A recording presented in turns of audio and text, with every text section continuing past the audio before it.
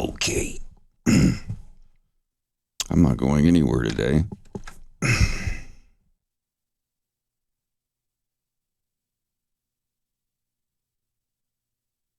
I did not skip leg day, but I'm definitely skipping anything else. God almighty. Oh, we got them for the whole weekend. Maybe they'll join us today.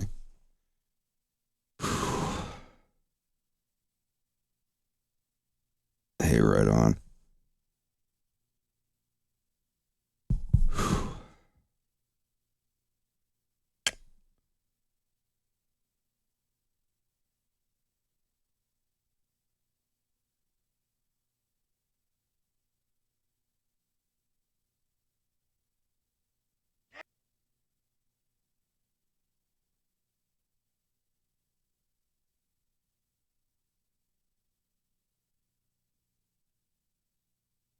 Excellent!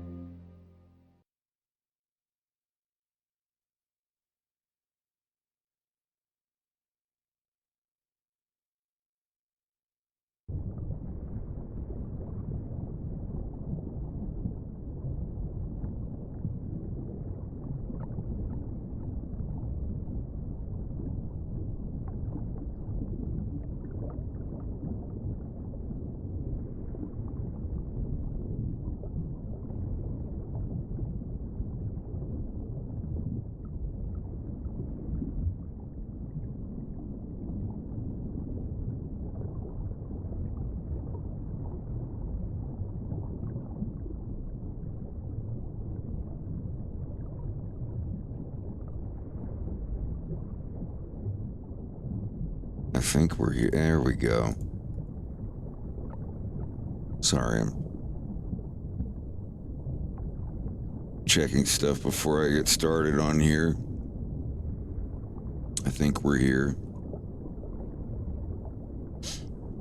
Still loading 11 gigs of music.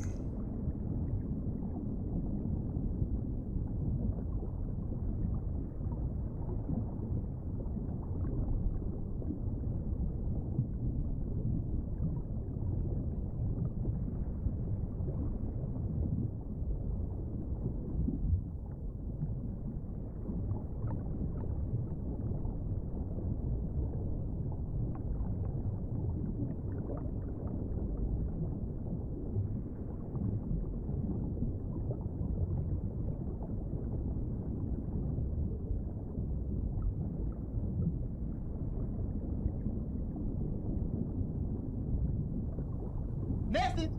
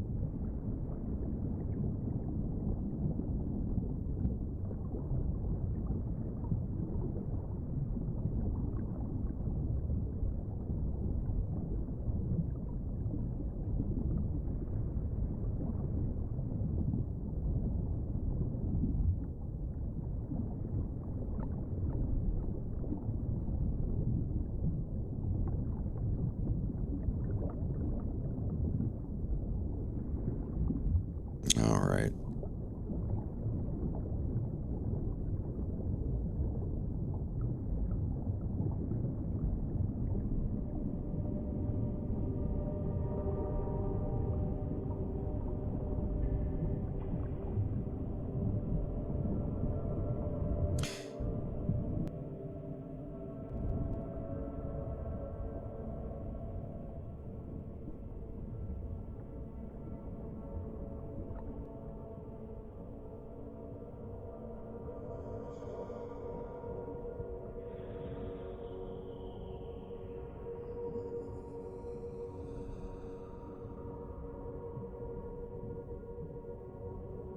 Hello, everybody.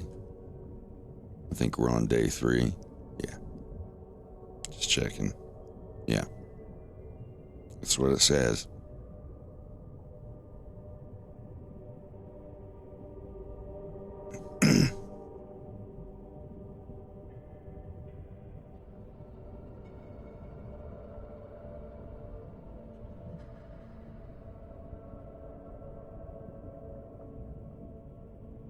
I am in extreme pain all over my entire body.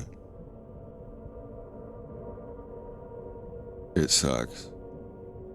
Feel bad for me, please.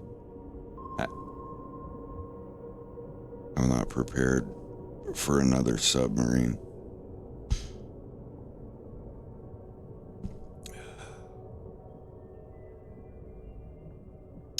Oh, bless his little heart.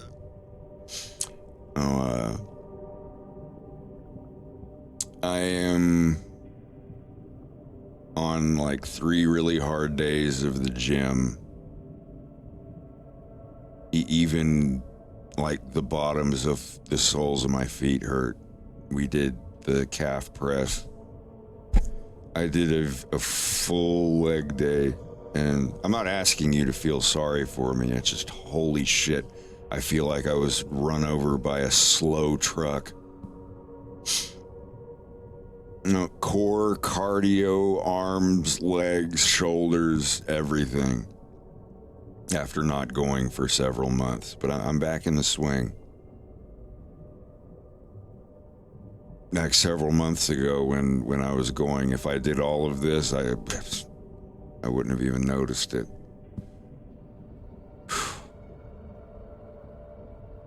But no, I'm all right. Oh yeah, yeah.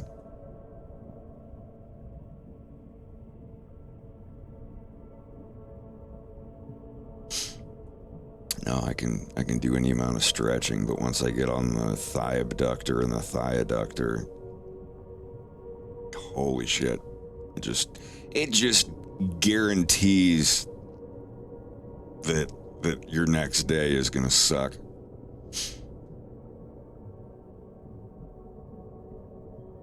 Cramp bananas.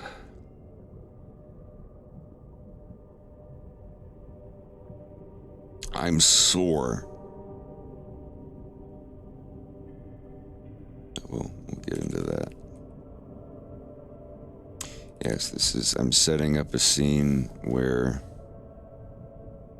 Farah is getting reprimanded by her father.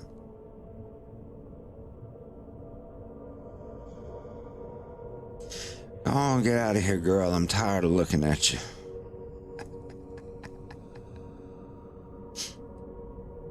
Sorry about that. Sorry about that. Oh, yeah?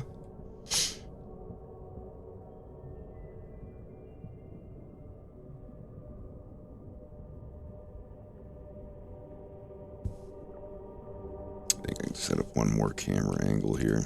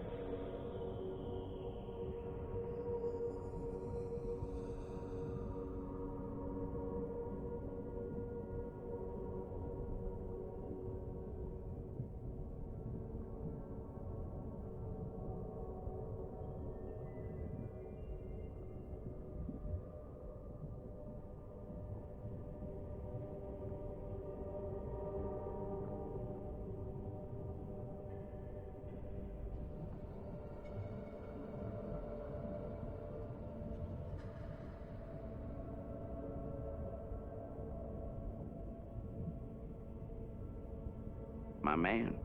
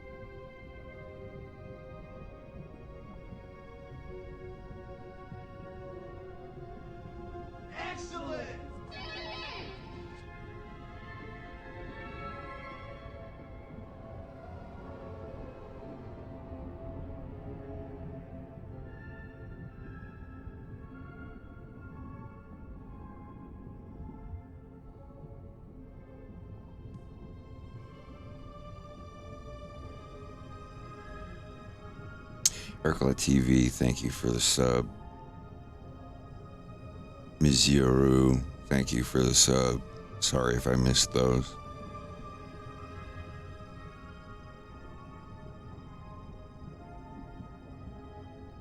Message.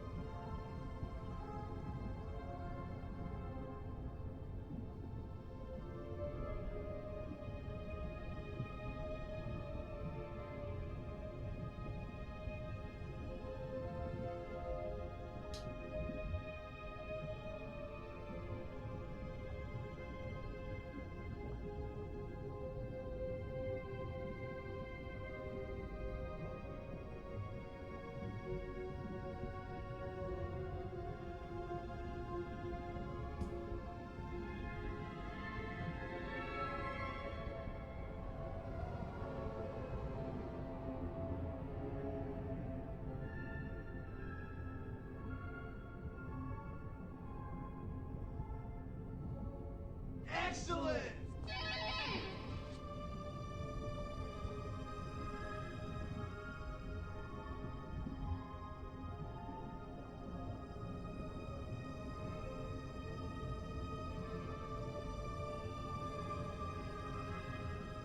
Corey, thanks for the sub.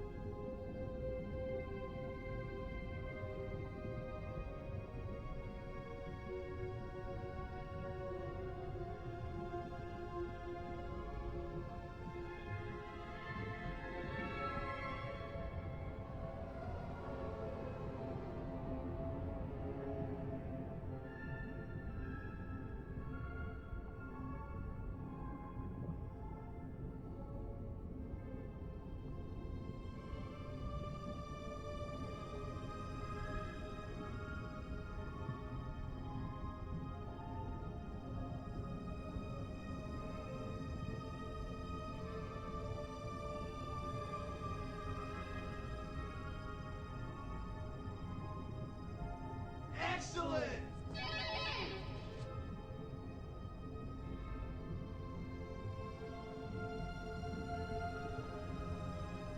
D-Dash, thank you for the sub. Starting to notice a pattern here.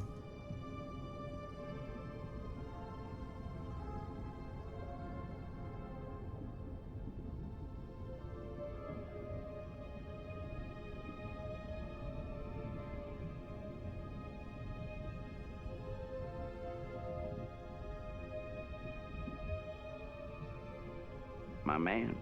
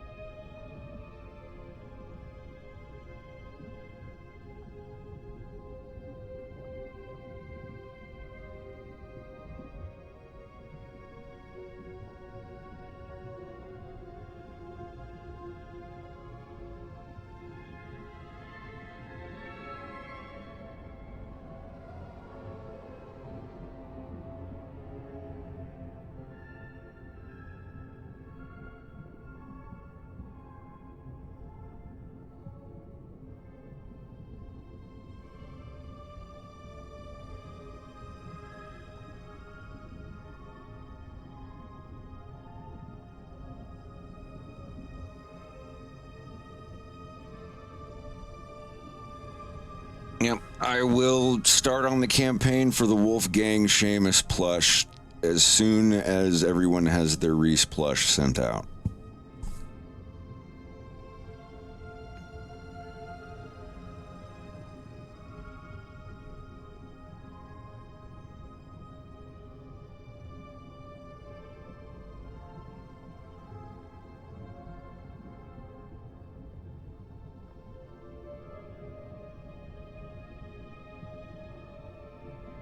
Now, I just saw him yesterday. You would know where he is.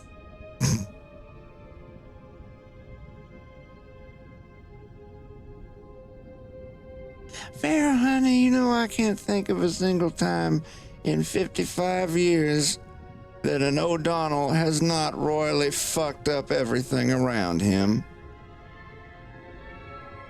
Your little boyfriend is no exception. But Dad...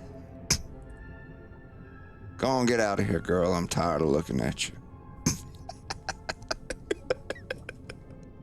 That's the last thing he says to his daughter in this scene. He says, go on and let me be, girl. I'm tired of looking at you. I can't wait to send these to Froggy Fresh. Or Tyler Cassidy. He's going to do such a good job.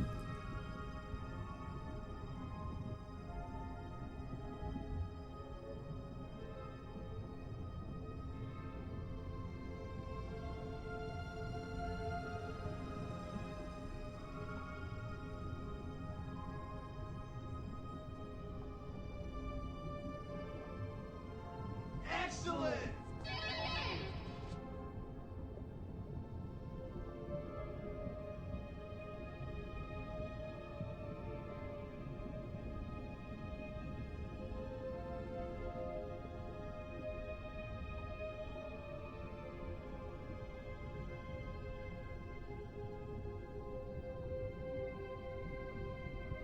Ist der unhyped?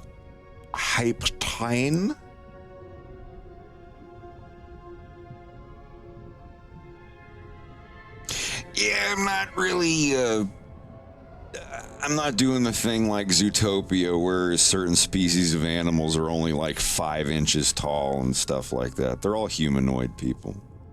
Mouse people might be slightly shorter on average or something, but...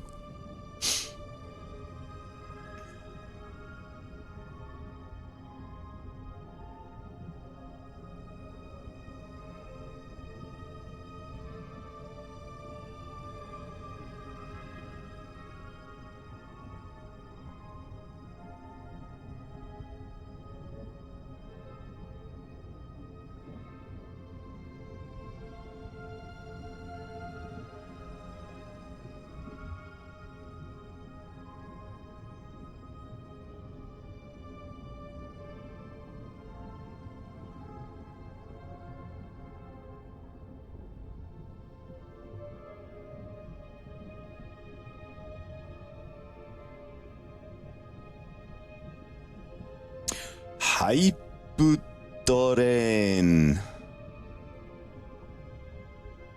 Tren. Hyputoren.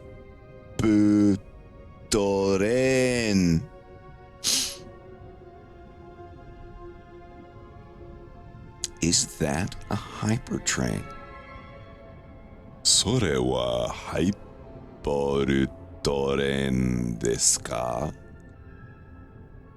I learned ka. This ka?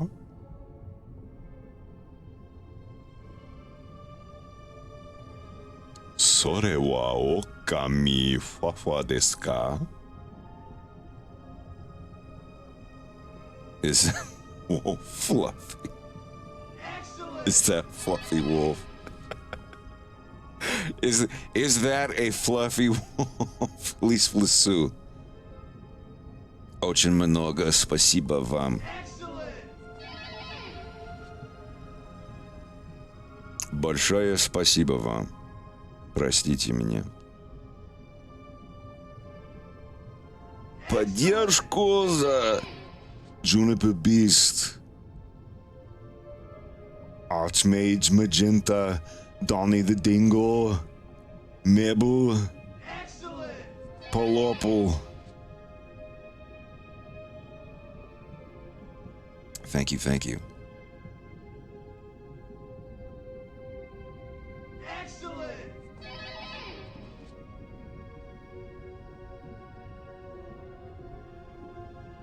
Пушистый. Волк очень пушистый. The wolf is very fluffy. Or furry. I don't know if there's a word for fluffy. Пушок.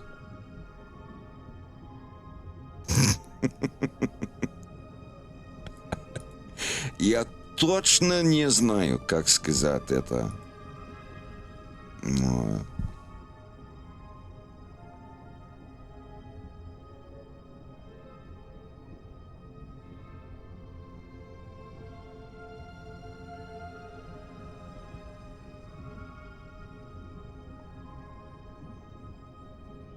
Я точно не знаю, что... но я позже спросю. Может быть. Я позже спросю Славу, когда он здесь со мной.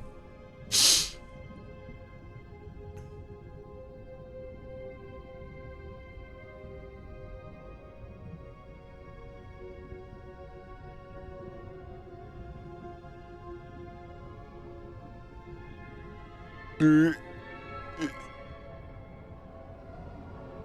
know.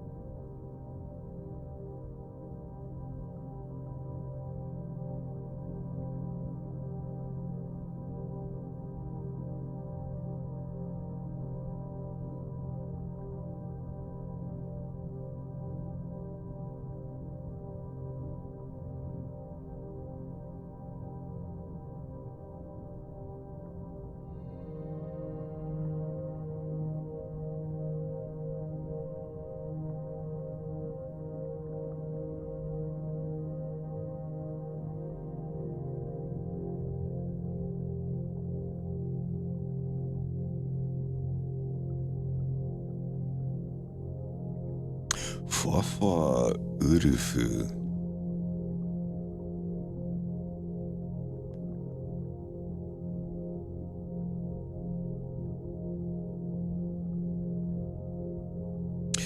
Все в порядке. Спасибо.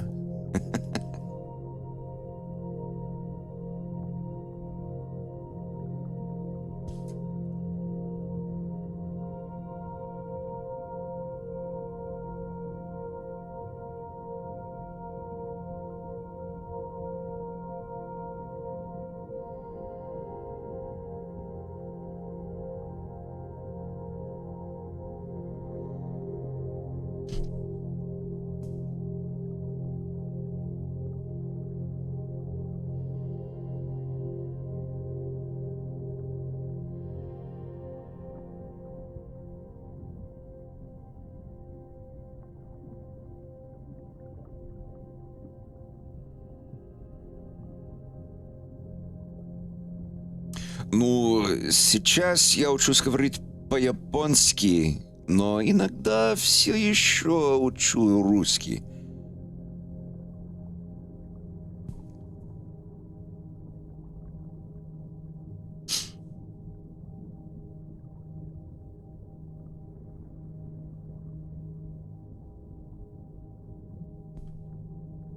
Большую часть времени я учусь говорить по-японски. Я учился говорить по-русски больше, чем 5 лет. Или почти 5 лет. Больше, чем 4 года. Более-менее. Я забыл точно, как долго.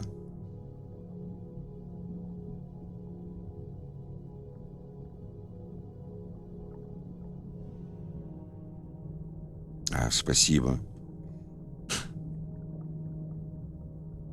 Хотя я еще очень американец.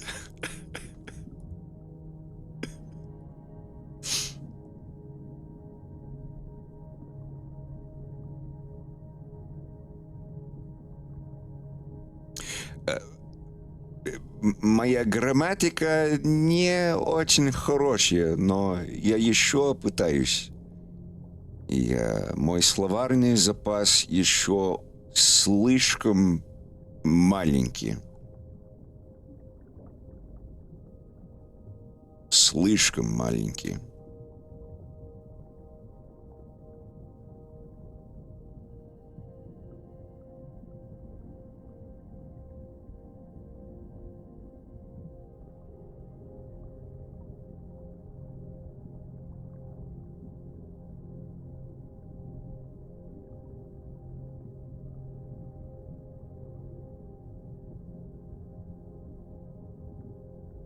Мне нужно озвучить одного персонажа в моем мультфильме на русском языке. Это, наверное, будет очень трудно. Но я еще пытаюсь.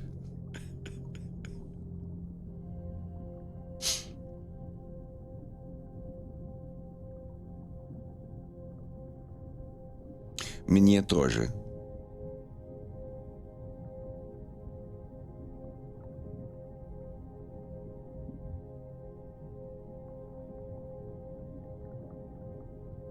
Я этого не боюсь.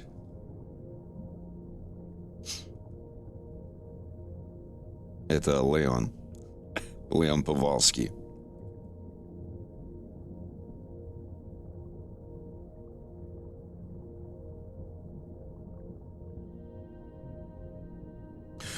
Он говорит несколько слов по-английски, много слов по-польски и по-русски.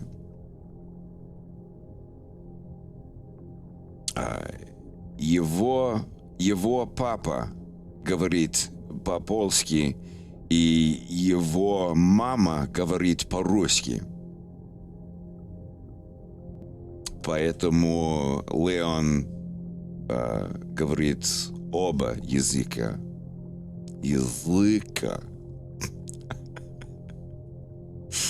Я уже забыл, как сказать это.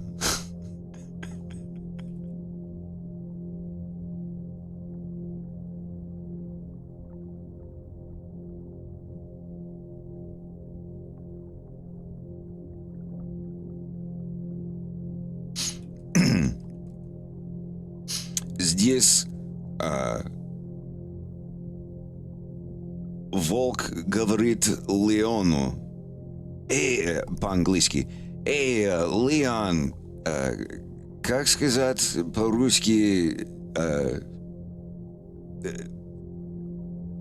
Can I have a cigarette? И Леон ответ по-английски. you would say, а потом по-русски, можно мне сигарету, пожалуйста? Поэтому волк говорит по-русски, но как американец, маме Леона, hey, можно мне сигарету, пожалуйста? И она дала волку ее сигарета.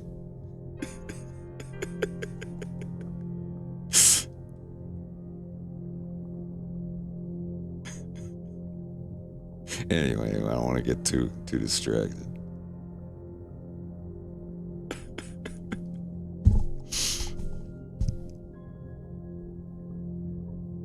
I am 100% American. I just spent a couple years learning Russian, and now my friends and I are learning Japanese. I know all the katakana. I know all the hiragana. I practice every day, and I don't know a lot of words. I think I know like 20 or 30 words so far. I'm getting into, this thing is tasty. Is that pizza? Yes, that is pizza. Hai. それはピザです。それはpizza. Pizza. It's pizza, not pizza. Pizza des.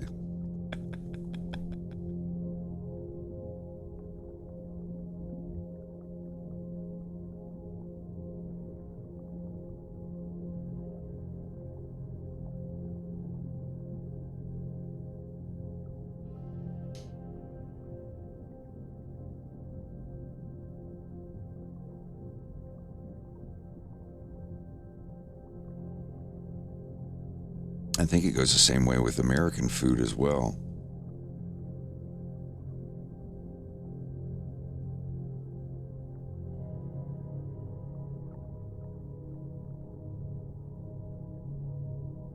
Watashi no tomodachi ga koko ni imasu.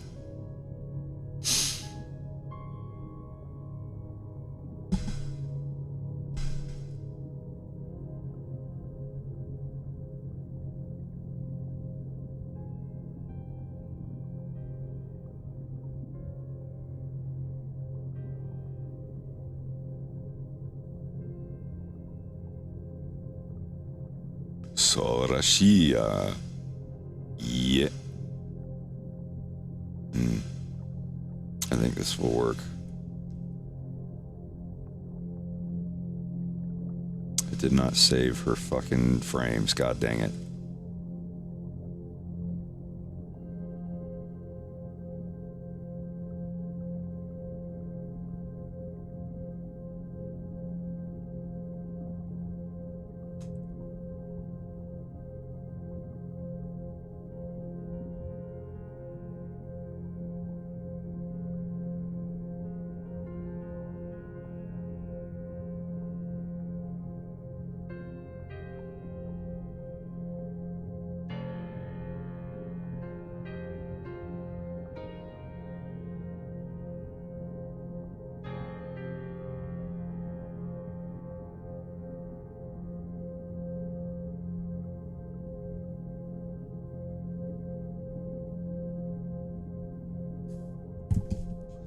I'll remember this time.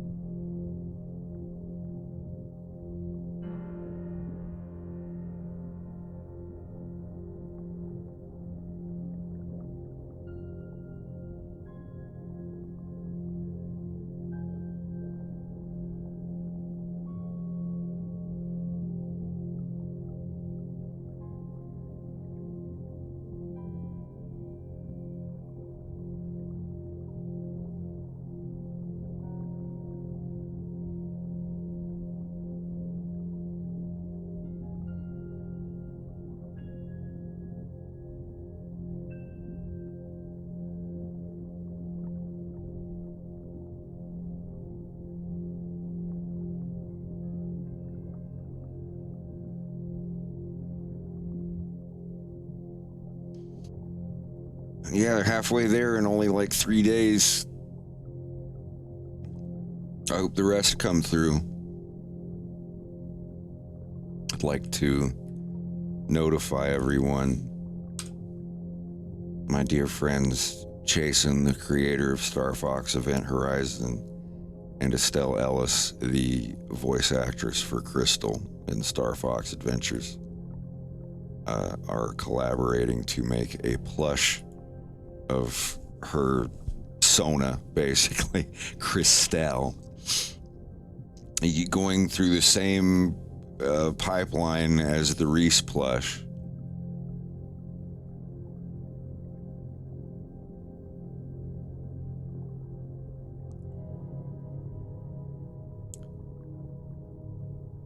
And they are at the halfway point with a week to go, which is good for 3 days.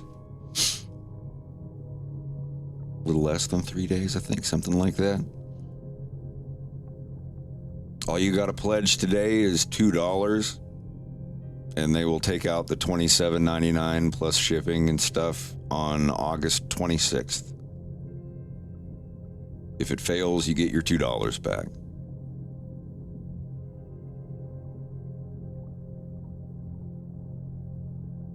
This is the prototype picture.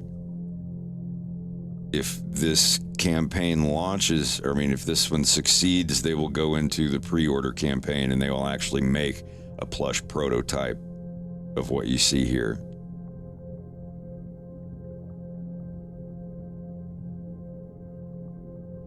I've already ordered mine. It's adorable. It would be very appreciated if you pitched in to make this become a thing.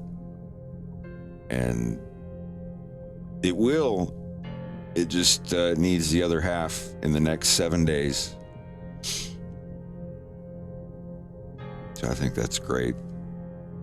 And I think probably more people will be interested once the prototype is actually made and they can see it.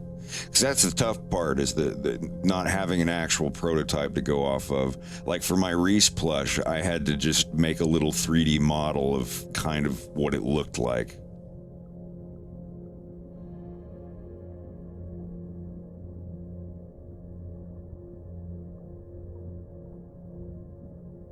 And this is how mine turned out.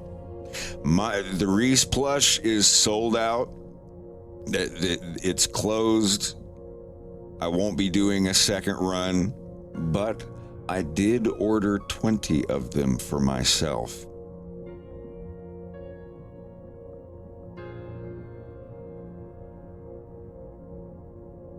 I will be doing a Wolfgang plush. Wolfgang Seamus. But not until these guys are shipped out. I don't want to start one campaign when people haven't gotten their first product yet. But I will have 20 of these to give away or sell modified. I might sign his butt and put some glow in the dark stuff on the eyes, so when the lights go out, his eyes will be glowing. I think that would be neat. But we'll see. We'll see about that.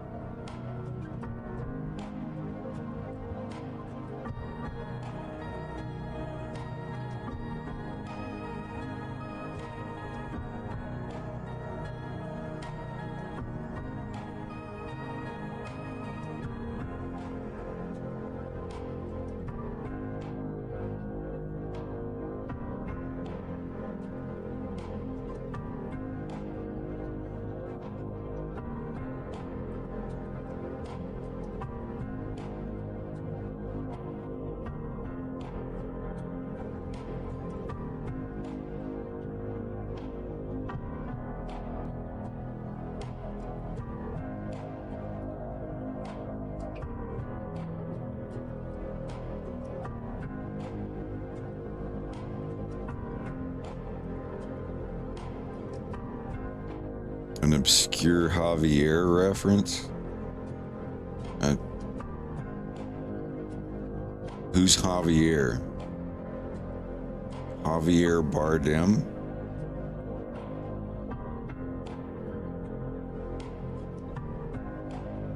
Put a parrot on my shoulder.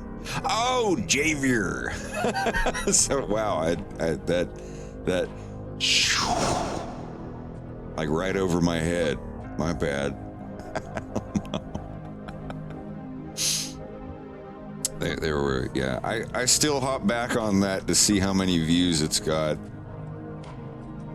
It's so great.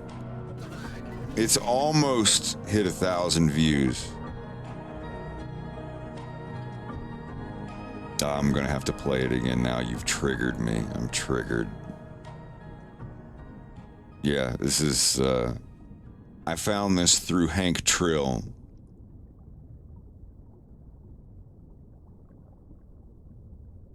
It's hard to explain.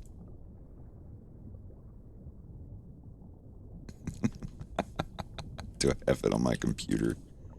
I do have it on my computer. It's easier that way.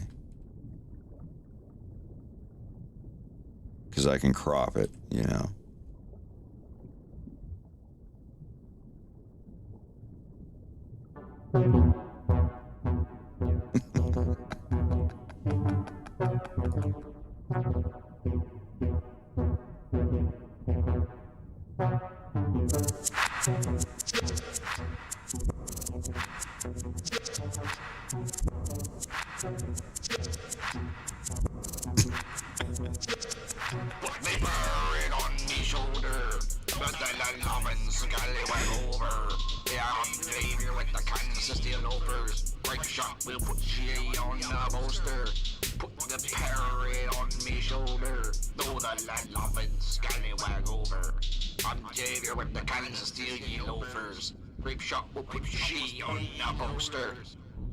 Jager staying booty with 15 guns.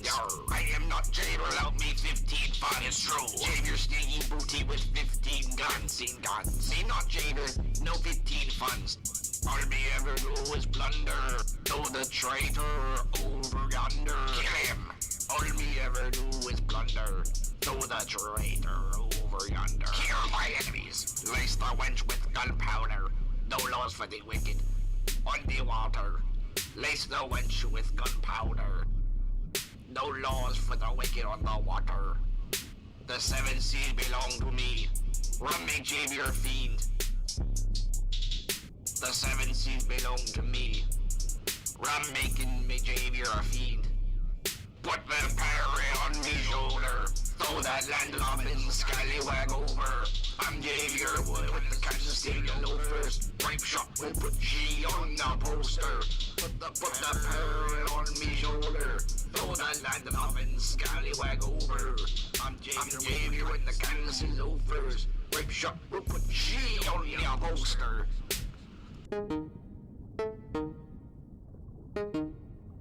I will kill the one who dabs me. 13 guns for the ops. 13 cannons for the ops. 13 decks on top and on top. 13 guns for the ops. 13 cannons for the ops. 13 decks on top and on top. 13 guns for the ops. 13 cannons for the ops. 13 decks on top and on top. 13 guns for the ops. 13 cannons for the ops, 13 decks on top and on top. 13 swordsmen that kill me ops. 13 wenches that remove they tops. 13 bullets with aim on it. 13 ships with paint on it. 13 wenches that remove their tops. Yar. 30 minutes of me lads playing soccer. 13 vampires and witches me half slaughtered. 13 books, no Harry Potter. 13 men with 13 Glocks. 13 jacks and 13 socks, 13 goths. 13 enemies I must slay at all costs. 13 blacksmiths, no army, no cost. 13 buffs. Strong men with 13 Glocks. 13 jackets, 13 socks, 13 goths. Enemies I slay at all cost. 13 blacksmith army no cost. 13 farts. 13 guns for the ops. 13 cannons for the ops. 13 decks on top and on top. 13 guns for the ops. 13 cannons for the ops. 13 decks on top and on top. 13 guns for the ops. 13 cannons for the ops. 13 decks on top and on top. 13 guns for the ops. 13 cannons for the ops. 13 decks on top and on top. It's so tough. I have to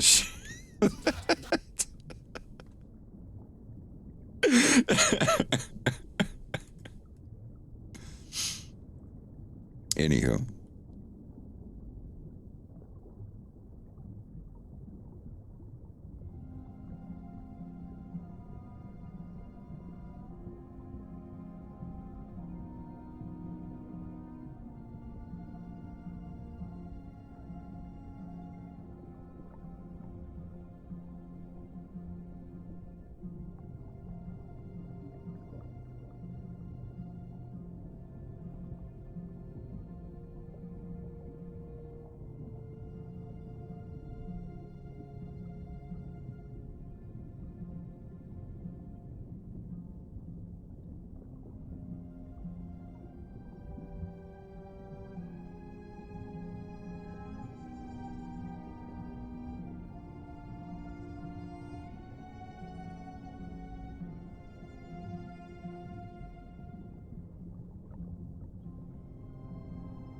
Oh, we don't do links on the Twitch. Sorry. You can put it in post links here on the Discord.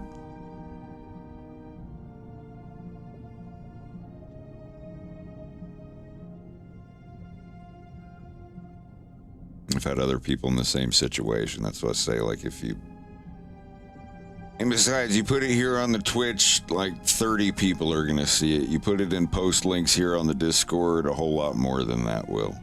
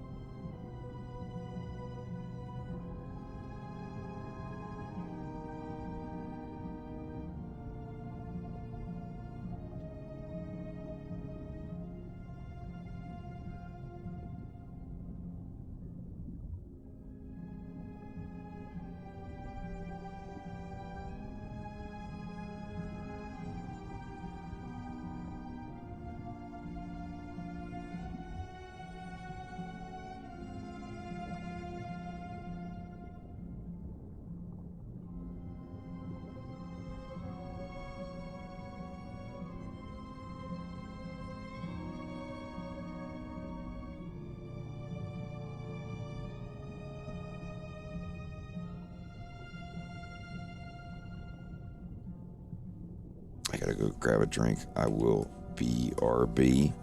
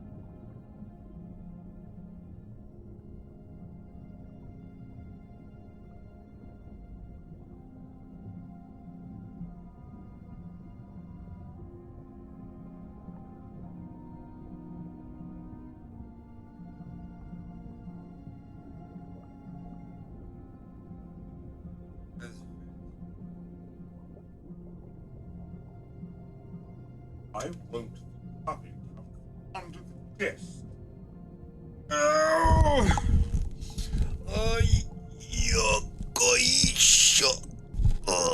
That's the Japanese dad noise. Did you all know that? There is a Japanese dad noise. Noise. MC. Where we at?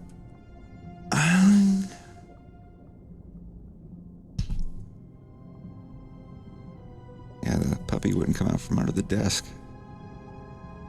Learning Japanese? I think I'm learning Japanese. I really think so.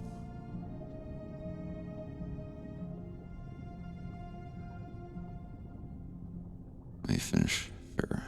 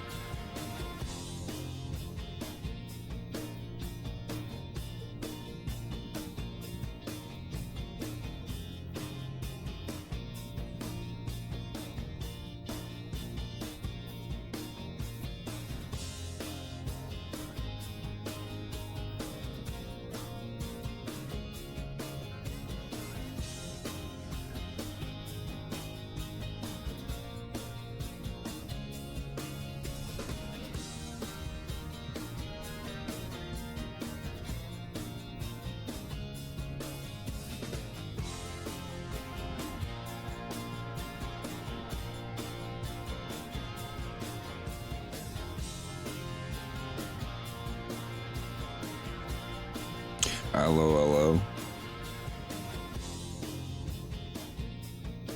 How's it going?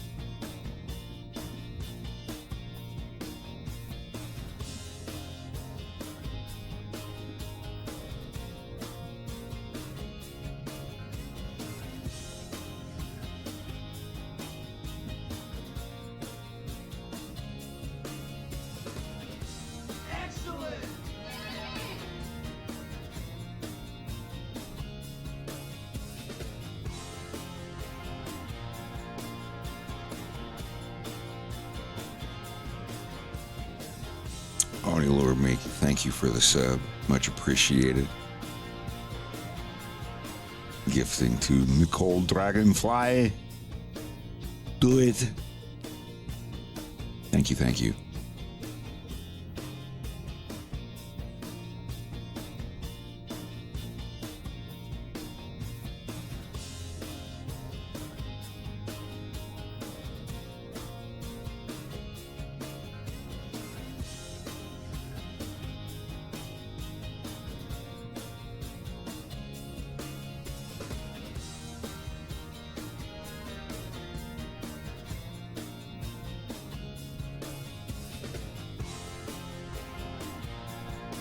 Watched a couple episodes of Smiling Friends the other night.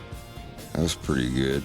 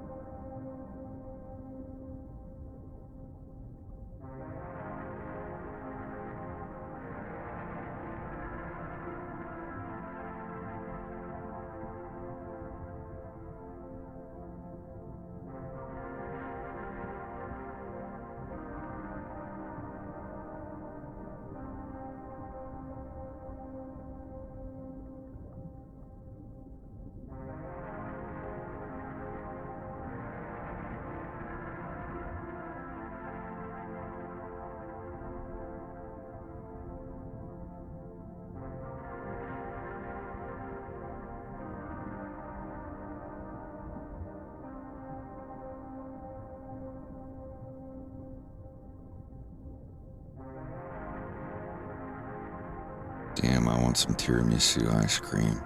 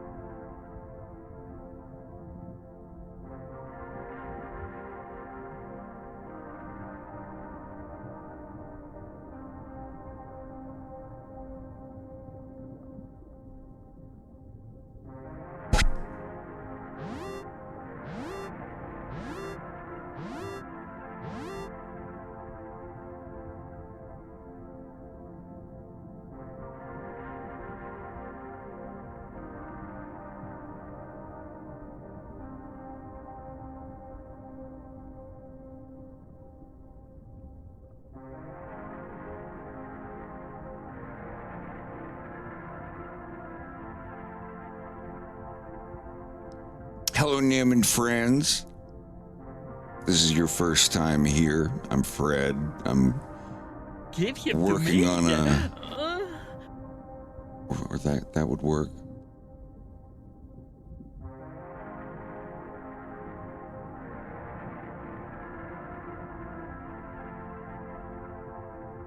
I'm working on an animated Star Fox cartoon called A Fox in Space. And this is where I work on it. It's not the most exciting stream in the world, but funny things do happen.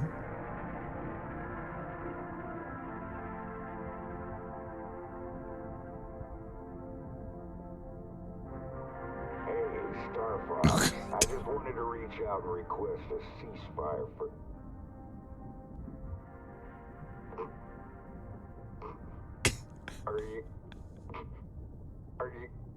Are you guys going trick-or-treating? Suck my fucking ass, you goddamn stuttering fucking parrot! Are you... Fuck off! Are you guys going trick-or-treating? Are you guys going trick-or-treating? Are you going sucking? Are you good? Are you going sucking?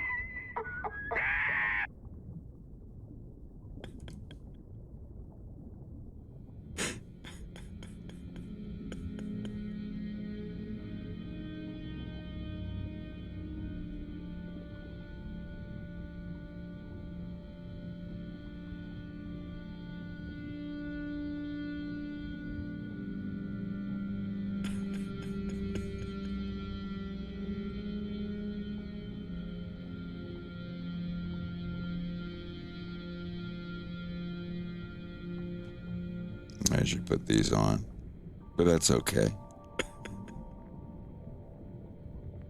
People want to know the secret to Wolf O'Donnell's ability to pick up all these beautiful women. Is it your good looks? Is it that big bulge in your pants?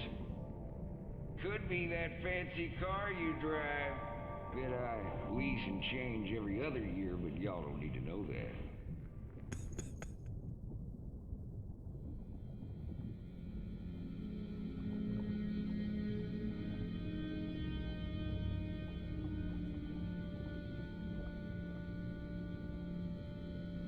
This is a scene from episode 3. As you may know, spoilers for episode 2. Wolf uses his girlfriend to get access to a military base and steal a ship to pay off the debt for his father without his father knowing. Wolf's dad is almost as mad as Farrah's dad is, only Farrah's father here is a few days away from being elected the new premier of Corneria, basically the planet's president. And now he's pulled away from his piano in his campaigning office. Have a little heart-to-heart with his daughter.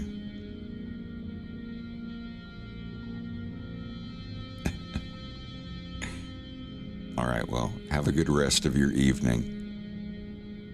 Or morning, wherever you are. We'll be here.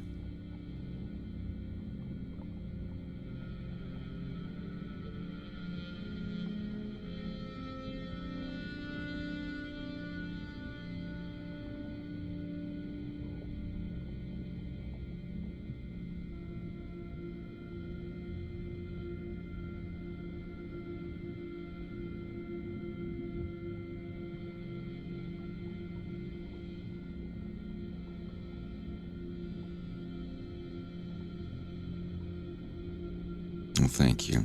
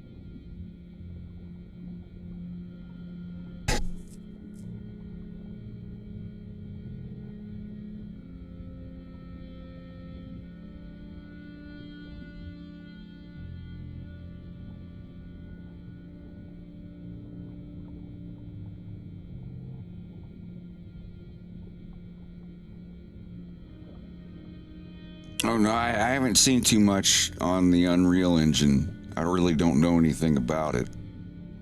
Slava may.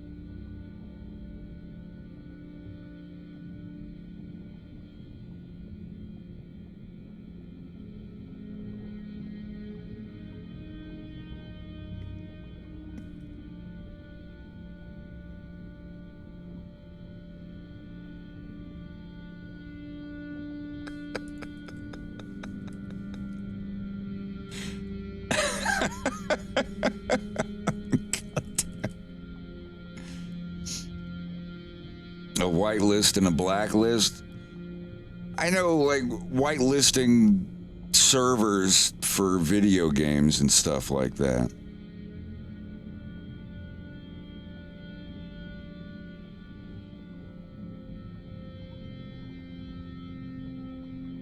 Yeah, they've been doing that for a while now on stuff. Apparently, you're not supposed to refer to hard drives as master and slave. Of course, the BDSM community is up in arms about it. But unfortunately, their hands are tied, so they can't do much about it. Thank you. I thought that was funny myself. These terms have been deemed problematic and will be retconned immediately.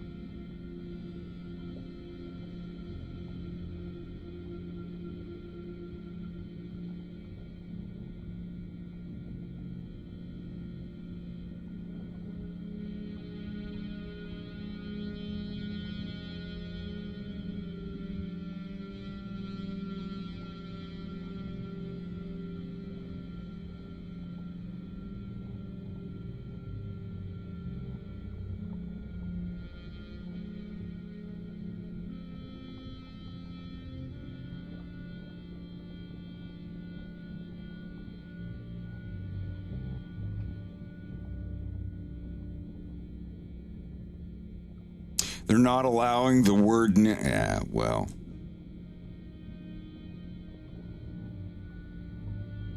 They'll be getting rid of the term male and female for MIDI cables and TRS, I'm sure. This one's male because it looks like it's a dick. And the other one's female because it's got a hole. Now, YouTube's already, like, the algorithm is making people censor words like weed and sex.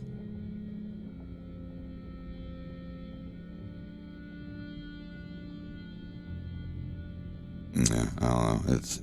Like, I always wonder who asks for this stuff. I'm not like doing a political or anything. Are you doing a political? You know, like videos where people say weed and it's, you know, like this. It's like you're really censoring the word weed.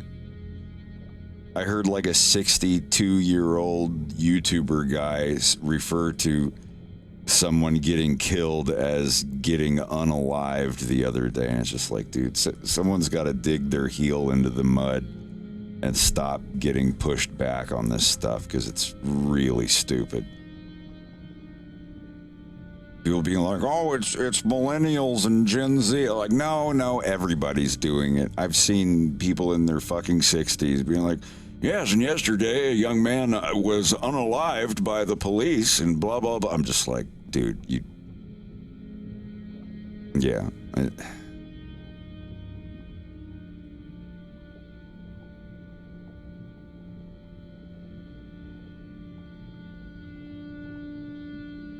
Like this shit. It's like, oh no, how are we ever gonna know what the hell you're talking about? I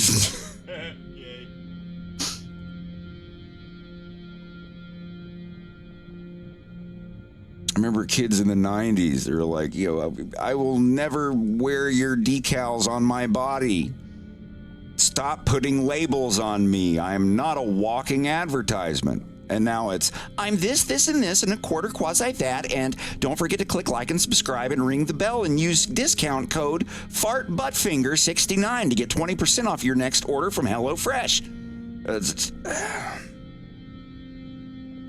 They got everybody by the base of the fucking skull. All right, Pharaoh, where's your shade? She looks like she's throwing shade.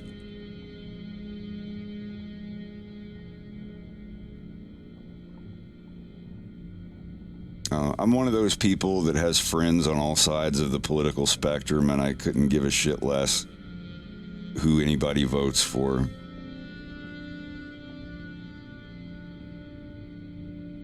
But holy God, you know, some stuff is just when you have friends who are Republicans, Democrats, Independents, Libertarians, everything all over the spectrum, and all of them are saying this shit is scary and it needs to stop, you know, it should, you know, it's weird.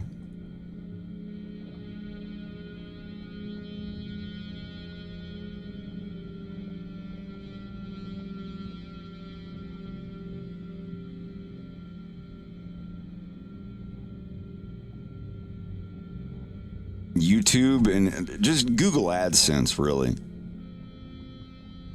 If everybody toughened up and got crowdfunded instead of relying on Google AdSense and that little money icon from YouTube, I think humor would be a lot less sterilized. All this like Mr. Beast type, aspirations. I've got to hit the algorithm. Joe Gran, the Dog of Wisdom guy, he's a good friend of mine, and we talk about this shit almost every day, and it's kind of scary. I'm trying to help him break away from the YouTube algorithm shit, because he feels the same way about it as I do. It's just everything's sterilized. Hi, everybody. But I filled my swimming pool with Jell-O. You'll go crazy seeing what happens next. What's next? Censoring the word police.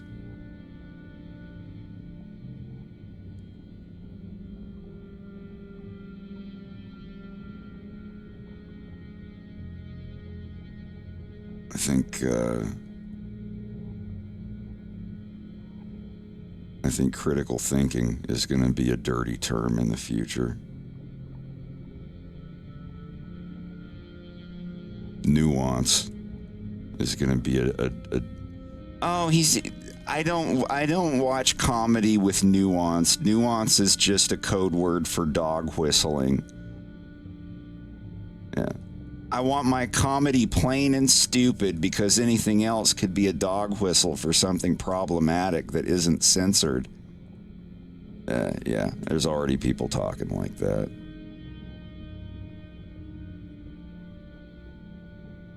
Some people don't like me as much when they hear my personal opinions on comedy and censorship, but that's okay. I will never dislike someone based on the comedy they like or dislike. But holy fuck, when you have people on every side of the political spectrum going, wow, this is scary and it needs to stop, that should be a wake-up call. Sorry to go on a huge rant about this just over the unreal term changing stuff, but I think that shit's dumb. And yeah, I think it needs to stop. It's like a company, it's like, hey, fix your fucking stuff. And they're like, oh, new update, cosmetics. We added cosmetics and we changed the XP system. It's like, you guys have been doing this over and over again. Yeah. It's like the new version of, why are you trying to read that word? What are you, a fat? Like from Idiocracy. Why are you trying to use critical thinking? What are you, a Nazi? Or whatever words are fucking censored by then. I'm thankful that it didn't get me.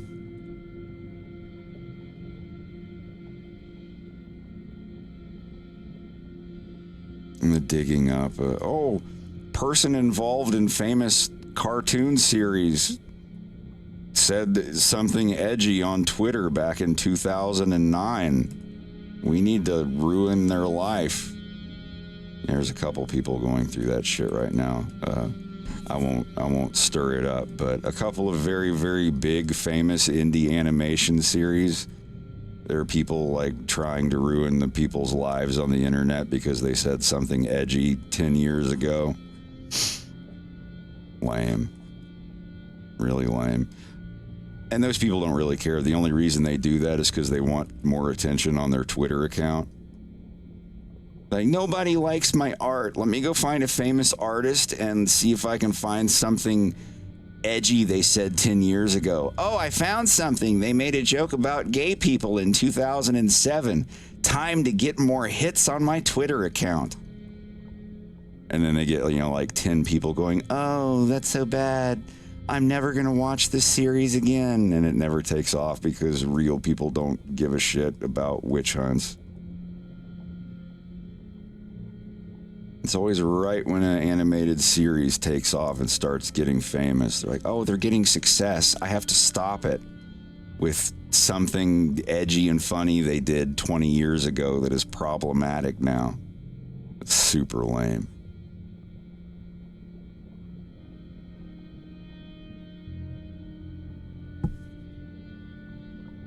Oh, and yes, people do that to me too.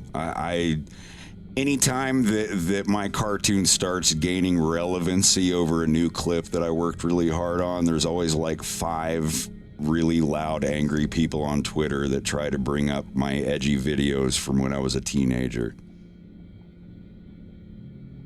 Lest we all forget that Frederick Fox made this video in 2003 of me, like, you know, slinging gay slurs and making gay jokes. Not because I didn't like gay people. I was gay. It was my form of humor. I was being edgy. I do not regret my videos and cartoons. I'm not ashamed of them. I will not apologize for them. If I went on the internet, I was like, I'm really sorry about this, guys. I will try to change. I have a lot of learning and healing to do, and I've hurt a lot of people with my... No. If you don't like my videos, you can always hit Control W, close the tab, and watch something else. This video was a long time coming. Get over yourself. Quit jerking yourself off. Yeah, there's people on Twitter, like, every week you can go search me up, and it's like, oh, well, he's homophobic, and he's this phobic, and this ist and phobe, and blah, blah, blah, blah. And it gets like 20 likes and 3 people going, oh, that's too bad. It's time to throw away a Fox in Space and move on to better creators. Have you checked out my Twitter? I'm working on a very safe and non-problematic cartoon. It's just like, Jesus Christ. Make it a little more obvious. And there are people who perpetuate that shit. Digital Circus is going through it. Lackadaisy went through it. Vivzy Pop, Has Been Hotel, Hell of a Boss. Like, you will, if you look hard enough, you will find small groups of people on Twitter like trying to say, oh, they're Nazis, they're ists and phobes because person who did 5 in-betweens made an edgy joke 9 years ago on Twitter. Never forget they did this. It's like, these people would have been a riot back at the Salem witch trials. What happened with Lackadaisy? Absolutely nothing. Same thing with me. One of their animators was shit posting like 10, 15 years ago or something. And someone was like, oh, I found it. I finally found something I can deem as problematic and try to ruin the reputation and get people to look at my Twitter and my art instead. People are like that. That's why I don't make friends anymore. That's why I don't like try to break out in the algorithm and all that shit. Not because I'm afraid of it. It's just I don't want to be friends with someone and open up to them and then have them turn around for the sake of dopamine and the algorithm release like super personal deets about yours truly to get them down in history as the one who bagged me in my dirty laundry. It's so lame. I love the Lackadaisy crew. Never forget this. Even amidst people telling everyone in Lackadaisy, like, oh, Frederick Fox, he's problematic. He has problematic friends, and he hangs out with people who are edgy and were edgy on the internet 12 years ago. And he made these videos. Have you seen his E-Bombs World video? It's very homophobic and racist and blah, blah, blah, blah, blah. And even amidst all that horse shit, they still didn't care, and they still hosted me on their podcast. Which is very based. That was not the key I was trying to hit. I was trying to hit... That works. But, yeah. I'll never forget that. When all this shit is over, call it what you want, this age or a pendulum or whatever the fuck buzzword these days. I will remember everyone who didn't give a shit and was nice to me and wanted to work with me. And I will remember the individuals who went out of their way to harass me, to the point where someone actually paid to get the information of my mother and called my mother to tell her that I was a Nazi. I was like, I get it. You're trying really hard. They're really, really trying very hard to get me to go on the internet and make a video and address it. And they went as far as baiting me by calling my mother in real life and telling her, did you know that your son pals around with neo-Nazis and he's a Nazi? And all that. It's like, nope.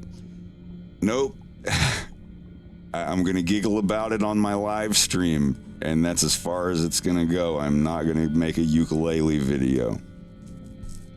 Disgusting people. Absolutely disgusting people. Someone had to pay money to get that information. My mom wasn't upset. She was just like, Matthew, you got one of them furry people calling here and telling me that you're blah, blah, blah. I was like, uh-huh. My mom thought it was funny. She asked if I was okay. I was like, yeah, I'm fine. It's just they're trying to get me to... You know, she knows what cancel culture is. She doesn't give a fuck.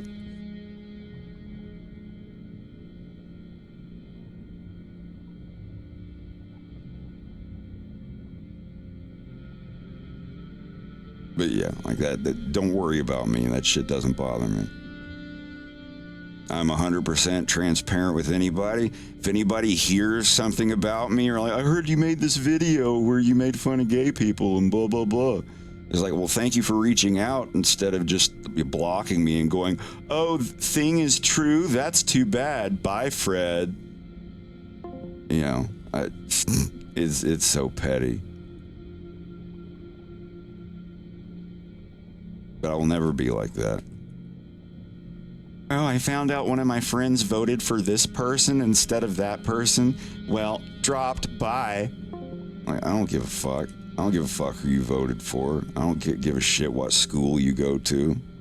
You're Christian, you're trans, you're Republican, you're Democrat. I don't give a fuck. I can't imagine somebody I just found out my friend is gay or Christian. I don't know if I can hang out. God, everybody sounds like a bunch of old ants knitting in a fucking parlor talking about what they think is a subliminal message in the newest Disney movie. But it's like 22-year-olds.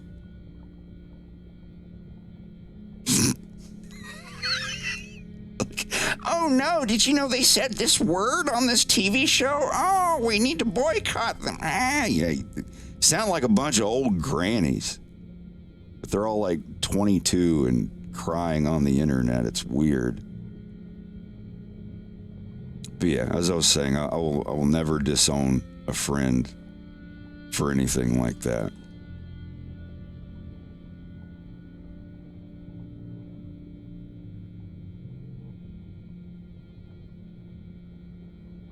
And yeah, I have friends who had an edgy past. Dare I even say a problematic past. And instead of writing them off, I've talked to them about it and asked them, you know, like, how are you doing nowadays? And they're like, yeah, that was a long time ago, and I had a lot of unchecked aggression and this, that, and other, and you know, atoned or changed or fixed things in their life. And then they still have these shitheads going around like, you can't fix that. You're always going to be that, and I'm always going to be here to remind everyone anytime that you get famous or one of your cartoons or comic books gets successful, I will be here to let everyone know what kind of person that I know you really are, and will always be like those kind of people. Yeah, don't keep people like that in your life. When you go on a date, watch how your date treats the help in the restaurant. Don't pay attention to how they treat you. Pay attention to how they treat the help. You go to hire somebody to work on your cartoon, definitely vet them. Go look at their social media. And if they're the type of people that will like dig up stuff on people and try to trap people into getting in trouble for shit they did 20 years ago, you don't want to hire somebody like that. That's another reason I don't do voice acting auditions and just hire random people. So I don't want to hire somebody and then years later they come out and say like, oh, he didn't pay me enough. And it's like, I didn't pay you anything. I gave you a microphone. I asked if you wanted money or if you wanted me to buy you a microphone, and you were like, holy shit, I'll take the microphone. And then like 10 years later, this didn't happen. I'm just giving a random example. The training for my stuff for Blender, I've still got to get Rex and Bubba on the same schedule where we can all sit and do it. Right now they're here, we're all on vacation and enjoying our time, just relaxing. I'm getting some scenes set up, but when Bubba and Rex get back home next week, I'm probably going to sit down with them and figure out what we got to do. The only thing stopping me right now is I got to figure out keyboard shortcuts, because my keyboard shortcuts are so different from everyone else's.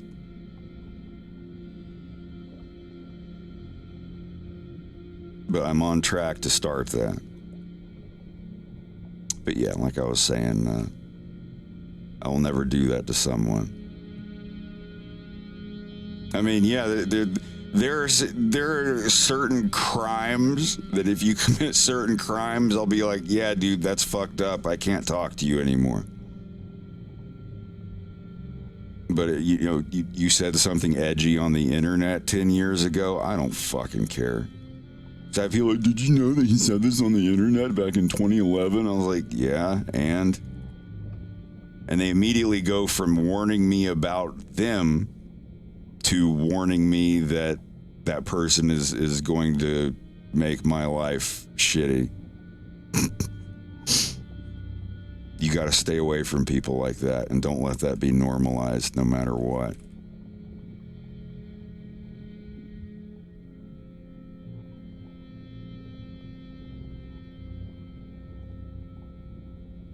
Don't change the way you think if you feel that it's the right way to think. Don't change the way that you think because you're afraid that someone else is going to tell people about it.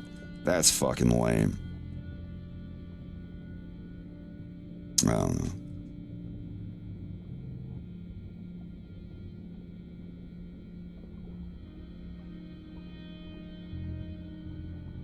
It's cringe.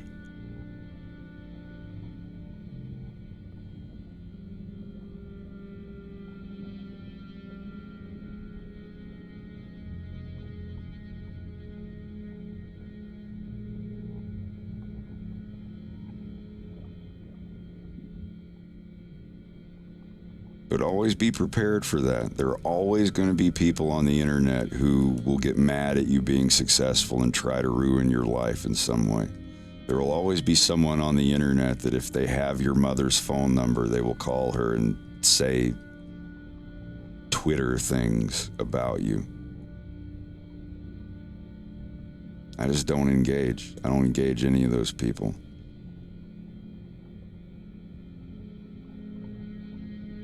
That's my number one rule. I want that tattooed on my thumb. Do not engage.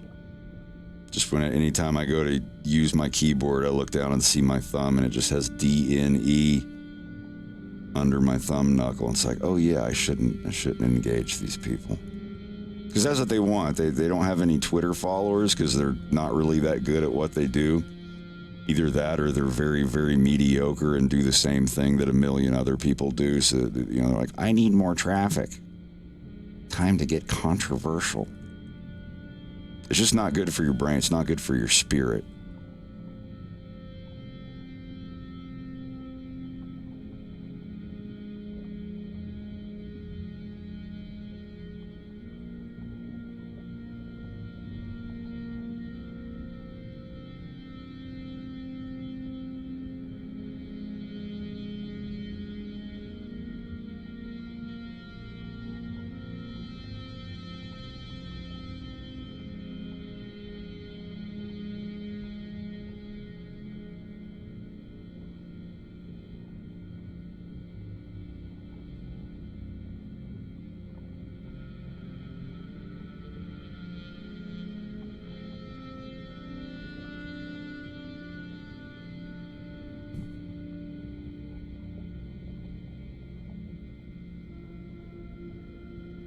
an absolutely wonderful guy, and that's not the only person I know that came from, you know, war life, literally being in a war and coming home, and like a lot of my friends from Tennessee who went in the service and came home, and they were like really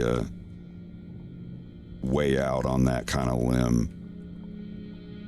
And there, some of them never got out of it. And those are the people that'll just sit on Facebook slurring and fighting random people. I hate that when somebody falls victim to like the dopamine internet battle thing. But, you know, I grew up around a lot of that shit. I was never into it, but growing up in southern redneck Florida on a dirt road, off of a dirt road,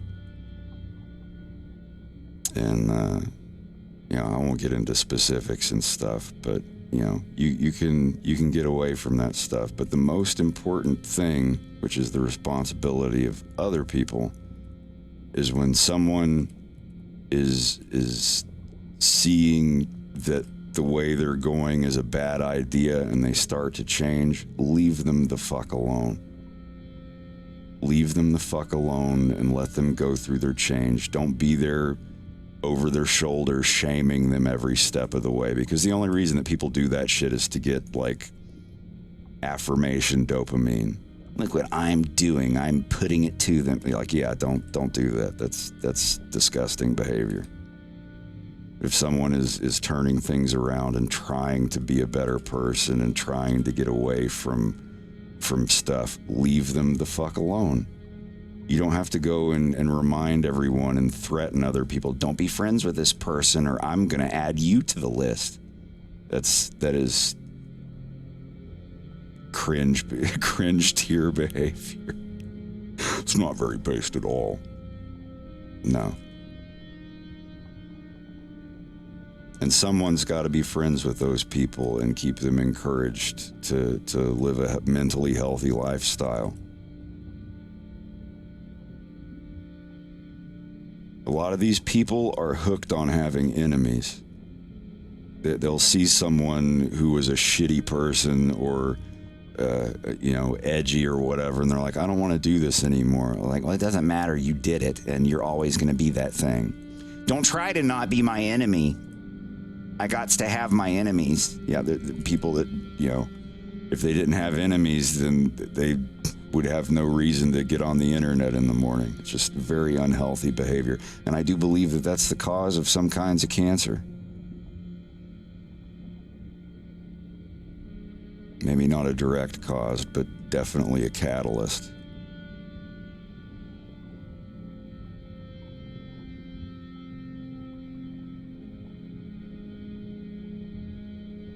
Not even necessarily forgiveness, but, you know, being able to see someone, it's like, all right, this person hasn't done anything shitty for years and years, and they've talked about how they, you know, turn this around or whatever. It's very important that, you know, a friend who has made mistakes and corrected them is way more wise than a friend who has never made a mistake before. And as they get older, someone who claims to have never made any mistakes, you know, that could be a problem later on. I made a lot of mistakes. I made all of my mistakes in my 20s, making all the wrong choices, partying, getting in trouble, almost getting killed, and all that stuff. And I'm glad I got that out of the way. Because if I never did any of that shit, and then I started getting ignorant like that in my 40s, I'd be dead in a ditch somewhere.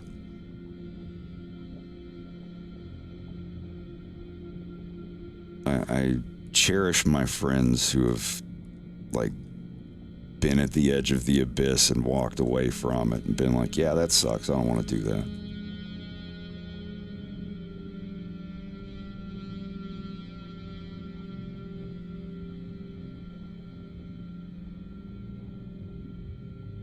There's so many times that you're compelled to act and do things a certain way because of pressure from people.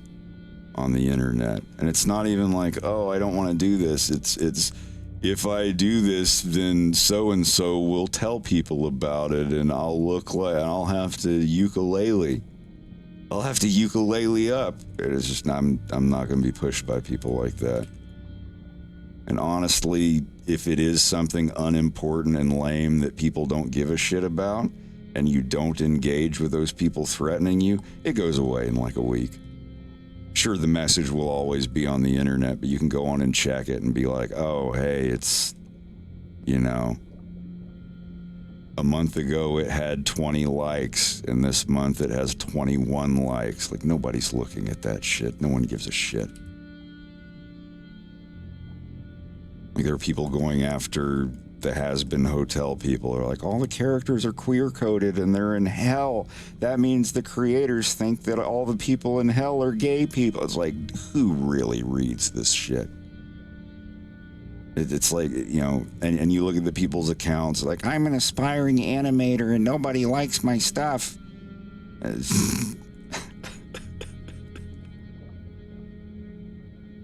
To really reach that far with such a good cartoon made, that's, you know, if you don't like the swearing or the writing or whatever, that's fine, but like reaching that far into a thing and like that's like a Christian mom Harry Potter take, like the, you know, like the scare back in the late 90s or whatever with the Harry Potter and the parents. I was in deep South Florida at that time, and there were parents that were trying to get Harry Potter books and Magic the Gathering banned from schools. You know, it's weird. Back then it was all like the religious right trying to get everything like, oh, this is problematic, this is ruining our kids, and now it's like the exact opposite. It's so weird. It's kind of like everybody, though, eventually is going to get to where, well, you're going to ban our stuff? Well, I think we need to ban your stuff, and everybody gets into a book burning contest. I want to make a cartoon about that.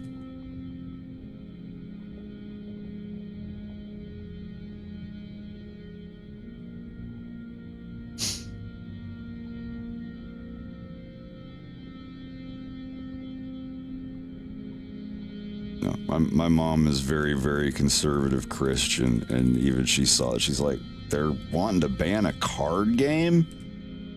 They're wanting to ban Harry Potter? My aunt, same thing, but she loved Harry Potter. Both of them, they're like, yeah, we're very, very conservative and Christian, but, you know, we know the dinosaurs were real, and we think that banning a card game and banning Harry Potter is stupid.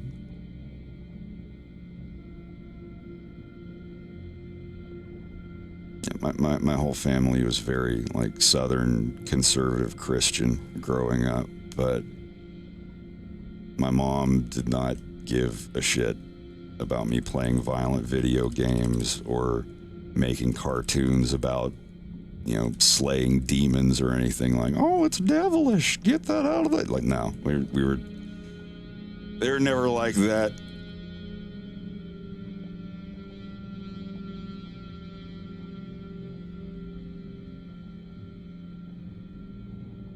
Sorry, I don't mean to ramble about all this stuff, but it's good to talk about with, you know, a crowd of reasonable people.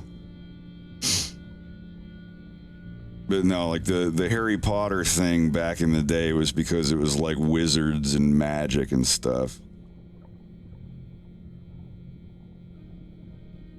Another victim of social media. It's like, I don't even care what some people think politically, but that's the thing. Like, even if I agree with someone politically, like an actor or whatever, it's like, dude, you're an actor. Get off of Twitter. What are you doing? It's like, politically, I believe with you, dude, but you're getting on Twitter and being like, all right, trolls, hit me with what you've got. And it's like, this dude was in some of my favorite movies, and he's acting like a dumbass on Twitter. Was it for dopamine? Because you're not relevant anymore? I hate social media. I hate it so much, and I hope that in 50 years, when I'm dead, they talk about it like it's cigarettes. Just remember back in the 40s and 50s, it's like, oh, the number one doctor recommended cigarette. Blah, blah, blah, blah, blah. And now it's like, yeah, cigarettes are bad. They kill you. There's nothing good about cigarettes. Nicotine, maybe, but even so, you know, cigarettes, tobacco, cancer, cancer, cancer.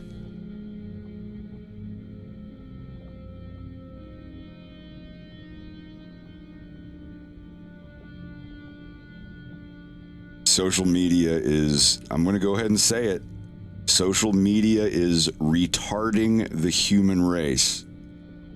I mean that as a non-slur. I mean it is literally making IQs and attention spans plummet. They can blame it on anything else, but I will scream that from the rooftops until I die. Like, you know, when they started monetizing attention, the more attention you get, the more money you get. That's when, I don't know. This is all my personal opinion. I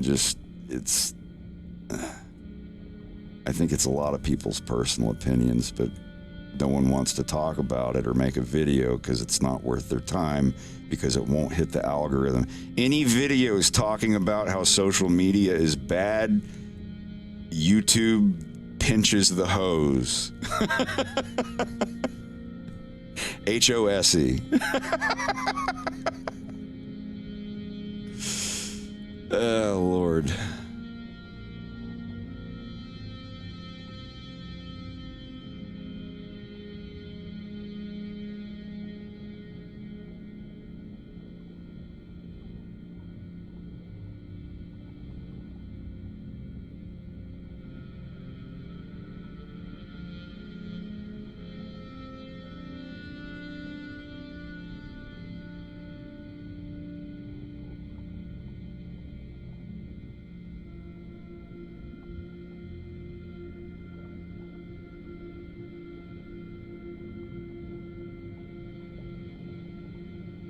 Well,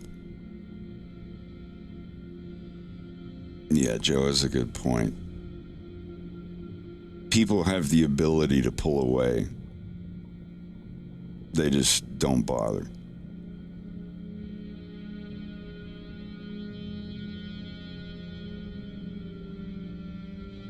If I had a different way to get people's attention than through YouTube, because YouTube is just basically television. YouTube has replaced cable and television, you know, streaming services aside. YouTube is pretty much what television was, only it's interactive now, as it should be. I'm totally for that, but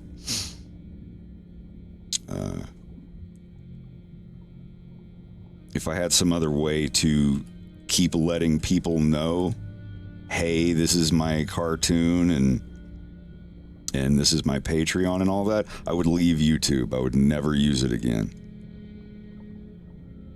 YouTube was cool like 10 years ago, I guess.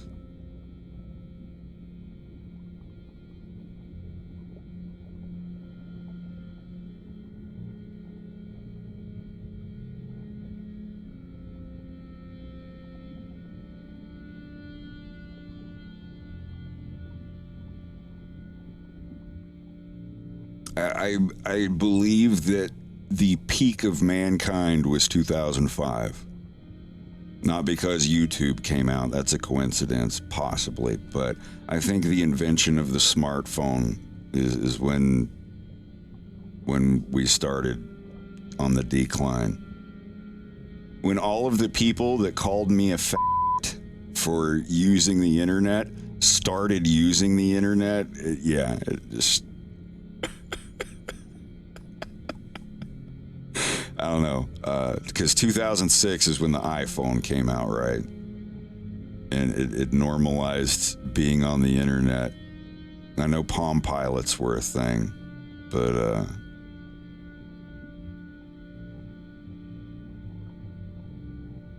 I think it might be a warm take, but I think COVID had the effect of 10 9/11s on the world, or at least the West.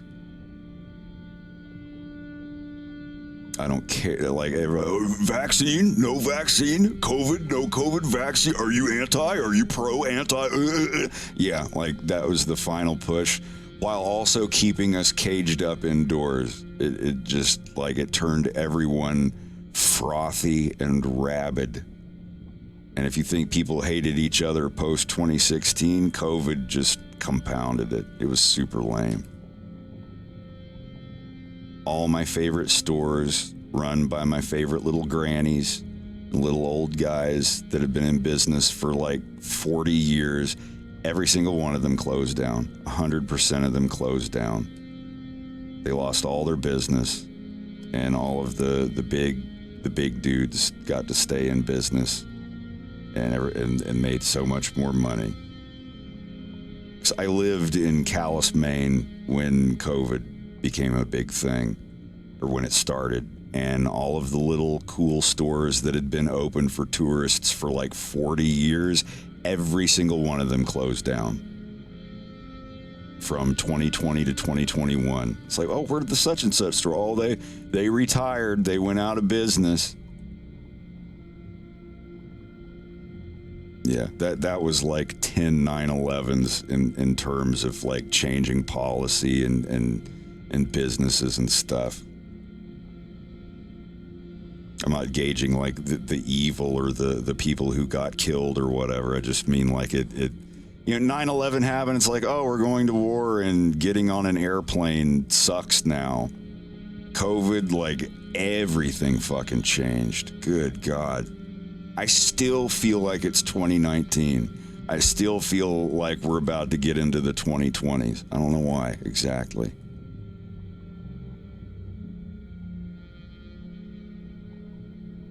Especially the kids. Good God. Being a kid growing up right now. Imagine just starting elementary or middle school, and then it's all Zoom and staying at home and having to wear masks and half of your friends were like, why are you wearing a mask? And your other half of your friends like, why aren't you wearing a mask? I mean, pro vaccine mask. Good God. When I was in school, when I was in like 3rd grade, they had the thing like, who are you voting for and why? And kids would be like, I'm voting for Bill Clinton because blah, blah, blah, blah, blah. And the other kids are like, I'm voting for Ross Perot or George Bush because blah, blah, blah, blah, blah. And everybody's like, all right, now write down the reasons why blah, blah, blah. And the reasons, write down some things that the people you're not voting for have things that you like. Or like write down good things and bad things about all of the candidates. And we would like go and study and read the newspapers and the pamphlets of the different candidates and discuss like the policies and stuff. And like now, if you try to do that shit, fights would break out. People would throw shit and get their phones out and record each other beating the shit out of each other. It's wild. My mom used to carpool with our neighbors. My mom and stepdad vote straight Republican, and they would carpool with neighbors that would vote straight Democrat, and they would poke fun at each other on the way to the voting booth. You know, all in fun and jest. These people would go out and have mimosas together and walk their dogs together. And any discussion on politics, like, well, I just don't think they're going to do it. Well, you know, he said blah, blah, blah. I was like, oh, I guess we'll see. Like, that was it. Nowadays, like, you know, people pull out the Zweihonders and duel and sling shit at each other. It's so weird. Anyone in my family wear a MAGA hat and get... I don't know. I don't wear political stuff, especially not nowadays. I don't know. My mother has never been one of those to wear a political t-shirt or whatever. I don't know. However you feel about Trump or Biden or whatever, I just wouldn't wear one or the other in public this day and age. If I see someone wearing a Trump hat or a Biden hat, it's no different than, oh, you're wearing Reeboks or Nikes. Is it the Reeboks or the Nikes? Oh, the Nikes. I know in Group A, it's popular to make fun of Group B and vice versa, but I just don't care. I do know a lot of people that wear certain things just to get a rise out of people. I'm not really a fan of that. I'm owning the chuds. I'm owning the libs. I'm like, all right, dude, I'm glad that's where you get your dopamine from.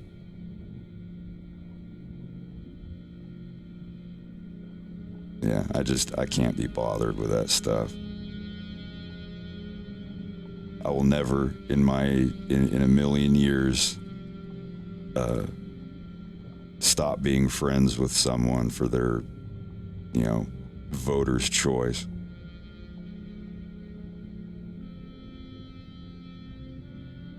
Because I have people did you know that this person in betweening on your cartoon voted for blah, blah, blah? I was like, yeah. And they're like, and I suppose you just don't care, huh? Then I'm like, no, I don't.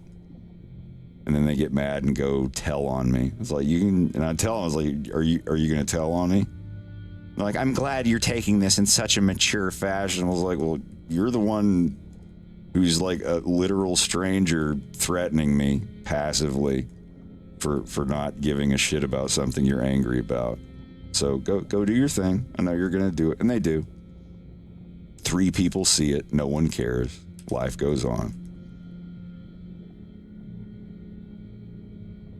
I just can't care about that. I have friends that have worked on my cartoon that are Republicans, Democrats, libertarians, nonpartisan, apolitical. Like, I don't care. I don't look at stuff like, well, I'd let you vote. I'd let you do in-betweens on my cartoon, but I see here that you were supporting Joe Biden 4 years ago, and sorry, that's a little problematic. I don't want to get, or, oh, I see you voted for Trump, and it translates to, I don't want random strangers on the internet to get mad at me and say bad things about my animation studio, so I'm going to be a giant blubbering vagina and just not hire you. It's like, okay. That's your choice, not mine.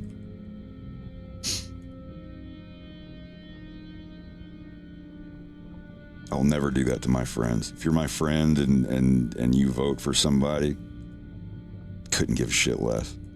Don't care if it's Trump, Biden, Kennedy Jr., Obama, Ross Perot, Kanye West. If I found out you voted for Kanye West, I don't care.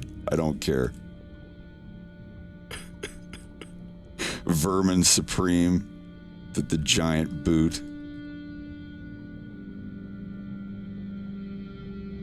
Sorry, it feels good to talk about this stuff and say how I actually feel, because I don't think I have a problematic take on this. I'm sure it's problematic to some people, but I can't be arsed, bothered to care. I care about keeping my friends.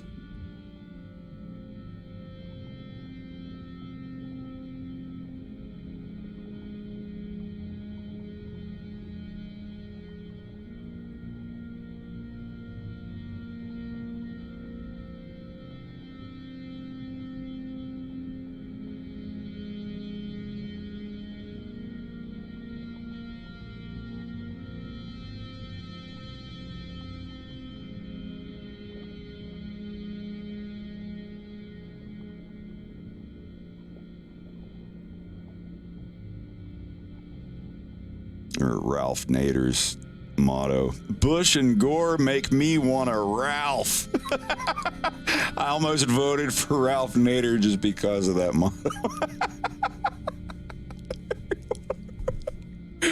That was my first experience with any kind of like political rough housing, was when the first recount thing happened. But with Bush and Gore, I was in high school for that.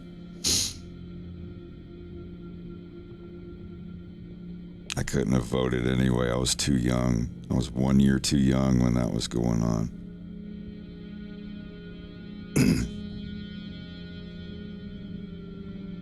I don't care who people vote for, but at the same time, I don't want people agitating other people. If I can tell that someone is doing something to rile people up, I don't like that. That's what I was saying about certain famous actors going on Twitter and just saying shit just to, own the libs or own the chuds or whatever the fuck. It's dumb on all sides. It's embarrassing. It's like, dude, you made millions of dollars doing acting and stuff, and now you're getting on here like fighting with people on Twitter that have like 10 followers. Some grandma from Wichita.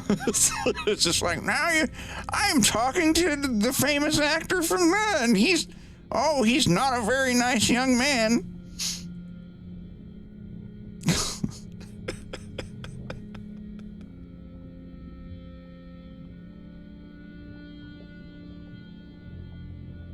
It's like, even if I agree politically, it's like, dude, you're an actor. Go act. You have a message, you want to get on there and say like, hey, I'm voting for this guy because whatever, and then that's fine. But like going into like deep comments of with fighting with people who have like 3 followers, it's like, ooh, this is, like these people that, Shane Gillis was talking about this, where his dad's all bah humbug about smartphones. He's like, oh, that's Shane. I don't want no damn phone, Shane. And then his dad gets a phone, a smartphone, and it comes with all of the notifications turned on by default. He'll be out mowing the lawn and see his phone on the windowsill flashing, and he'll get off the lawnmower, leave it running, and be like, wait, who's talking shit about Trump? Somebody on here talking shit about Trump? Somebody talking shit? Leaving the lawnmower, get on the phone and battle some bot. Some fucking political bot who says like, your takes are dumb and you are dumb. You are a dumb boomer. Beep boop. Like, I got something to say to this guy right here. It's just, I want to make a skit like that. It's actually written into one of my episodes of a comedy skit that's a little, I don't know, it's a little too much for YouTube. But I've only shared it with 2 other people.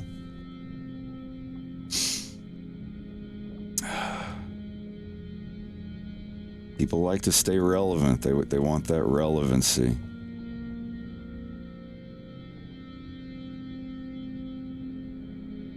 It's like, take a look at Rob Schneider. I'll give opposite examples. Rob Schneider and Mark Hamill. Good fucking God. Those are 2 people right there that have done irreparable damage to their own psyches by sitting on social media too long. Holy hell. If you go online and see how they engage people on Twitter, it like, just as a human being, it's embarrassing.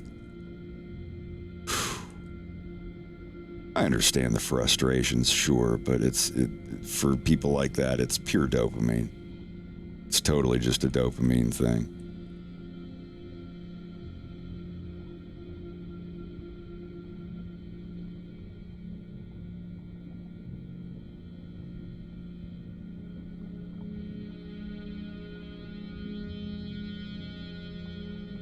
Just like what I was saying, like they're like fighting with grandmas that have 3 followers on Twitter about Trump versus Biden stuff. It's so lame.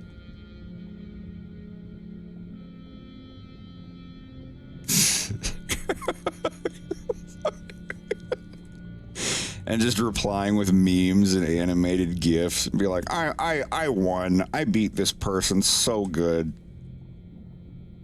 Oh yeah, if you go to Mark Hamill's Twitter, like even it's like a situation, like even if you politically agree with some of what the person is saying, it's like the difference between saying I believe this president's going to do this, but going on is like I believe this president's going to do this. It is fact, and anyone who doesn't believe it, you're bald and ugly, and you probably smell like shit.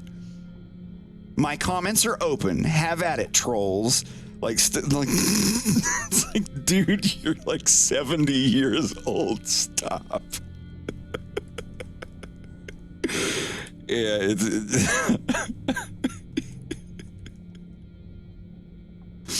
oh, it's in vogue now.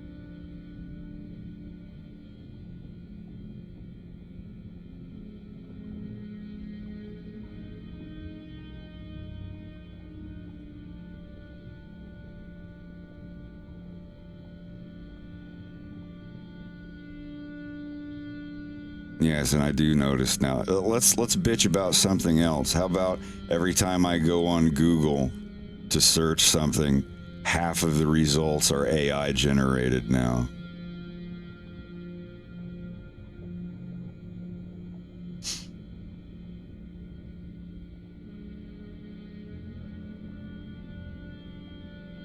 Like, I search Star Fox art. I'll look up Star Fox or whatever, and it'll be like Star Fox, space, astronaut, aeronautic, spaceship, space, planets, planet, stars, nebulas, AI, GPT, Midjourney, and like it's just a bunch of that shit. I miss my pregnant inflation deviant art results. At least they were real.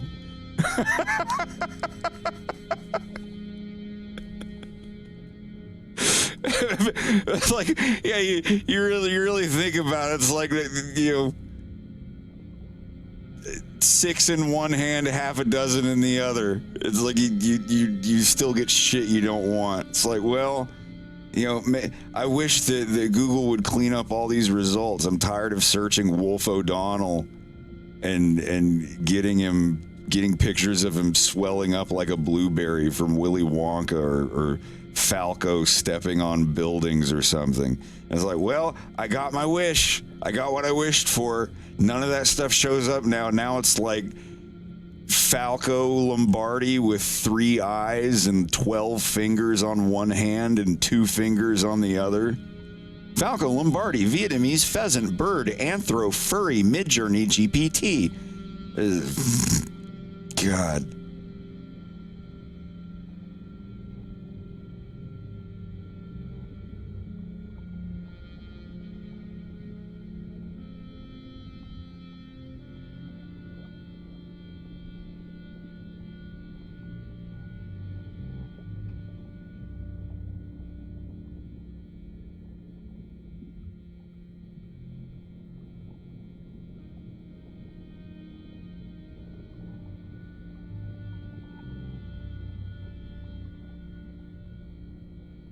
Oh yeah, that's a whole big thing.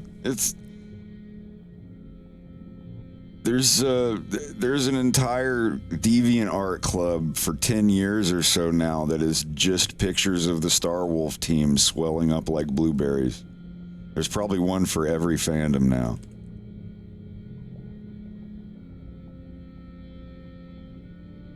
It's not that weird. I can actually say that now, that AI stuff, with all the AI shit that's come out now, I just go like, oh, and weird inflation, impreg art. Sorry, we're in a post-impreg society. We're in AI now.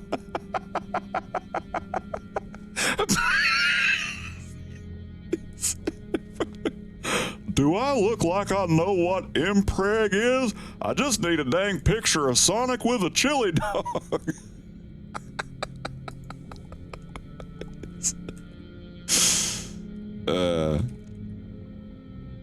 I'm totally fine with AI generated artwork, but I will never pay a dime for it. I've seen some like the AI Fallout TV show AI thing with Theo Vaughn and Joe Rogan and John or Alex Jones. That is some of the funniest shit that I've seen in a long time, but I will never pay a dime for it. Like somebody wants to generate stuff like that, sure. You get Google AdSense for it, sure. I don't care, but I will never pay $1 for AI generated cartoons or movies. Ugh.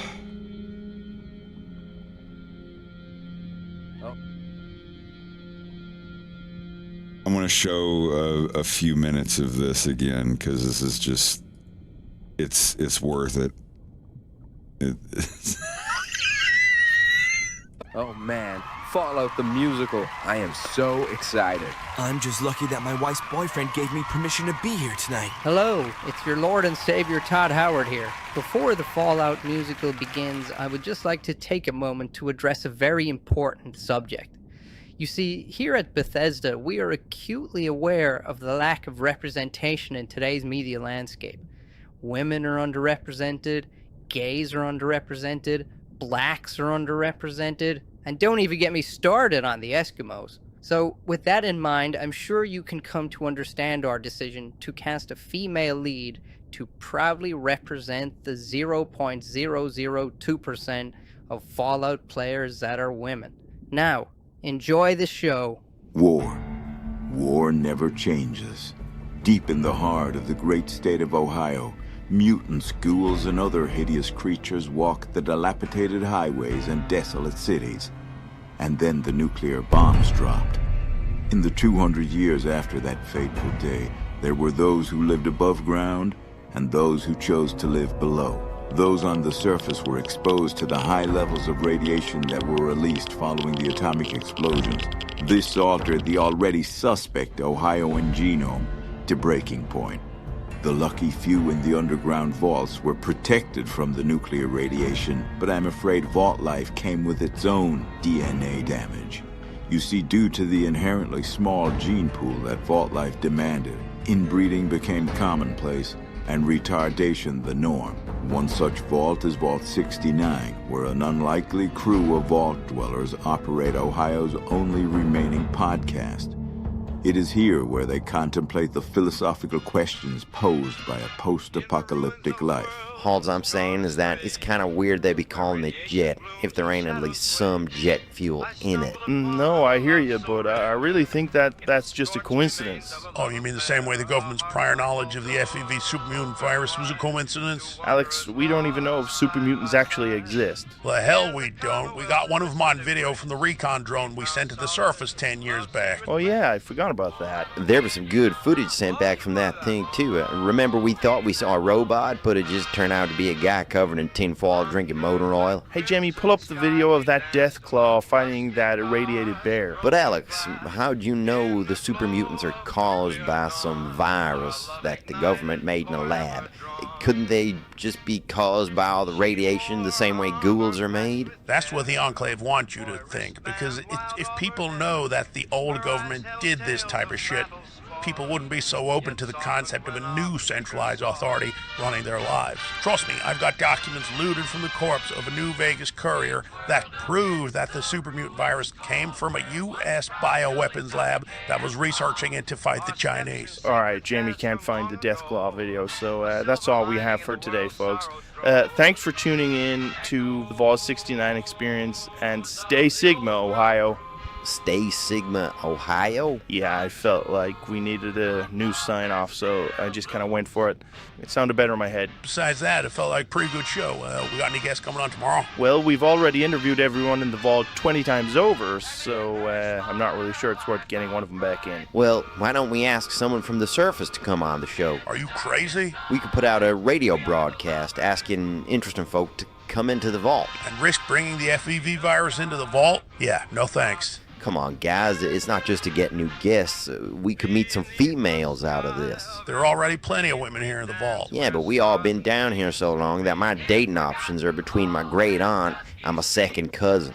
We need some diversity in this bitch. All right, see, now you're starting to sound like a liberal, and that really pisses me off. It's been proven since the dawn of time that a homogenous society is the only one that works, so the genetic purity of the vault must be protected. The genetic purity? Have you taken a walk around the vault lately? Shit looks like the fucking Special Olympics. You know, I'm actually with Theo on this one, Alex. The vaults are supposed to save the human race, but if we devolve much further, we probably won't even count as humans anymore. You guys don't seem to understand. If we let people in, things could get really bad. Crime rates will rise, the vault won't be okay. Just look at what happened in California. Things already bad, Alex, can't you see? The only women in here are related to me. Not all immigration is necessarily bad. They could be hot as fuck with a level 10 jab. That's what Enclave wants you to think. They want you weak as hell and to think like a simp. Don't be a beta male and commit that sin. You should know by now, a Sigma never gives in.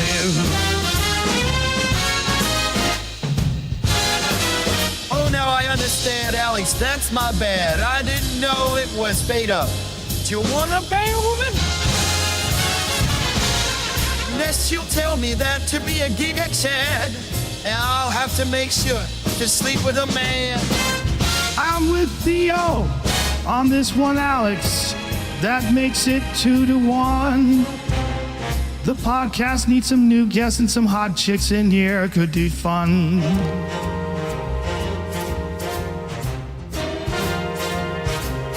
All right, have it your way.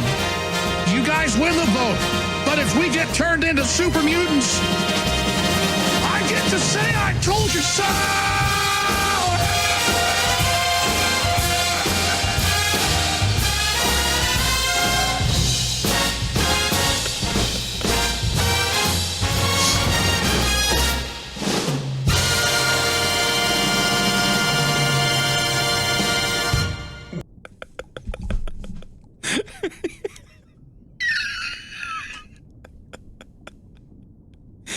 Yeah, that's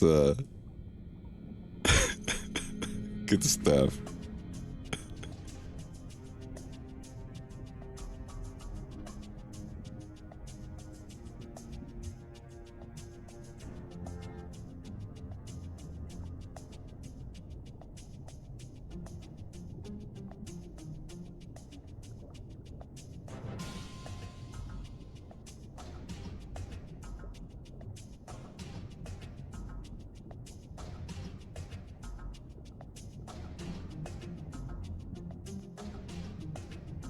Everybody's back from the store?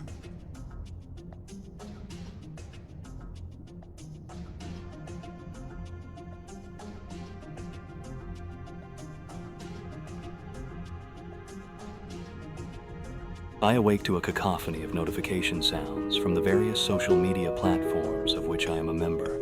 Reddit reports the day's left-wing propaganda, Twitter the rights, Tinder reminds me I have a date this Wednesday with a woman I have never met. OnlyFans alerts me to the fact that my subscription is run out, and Instagram informs me that Debbie Benson's dog has died.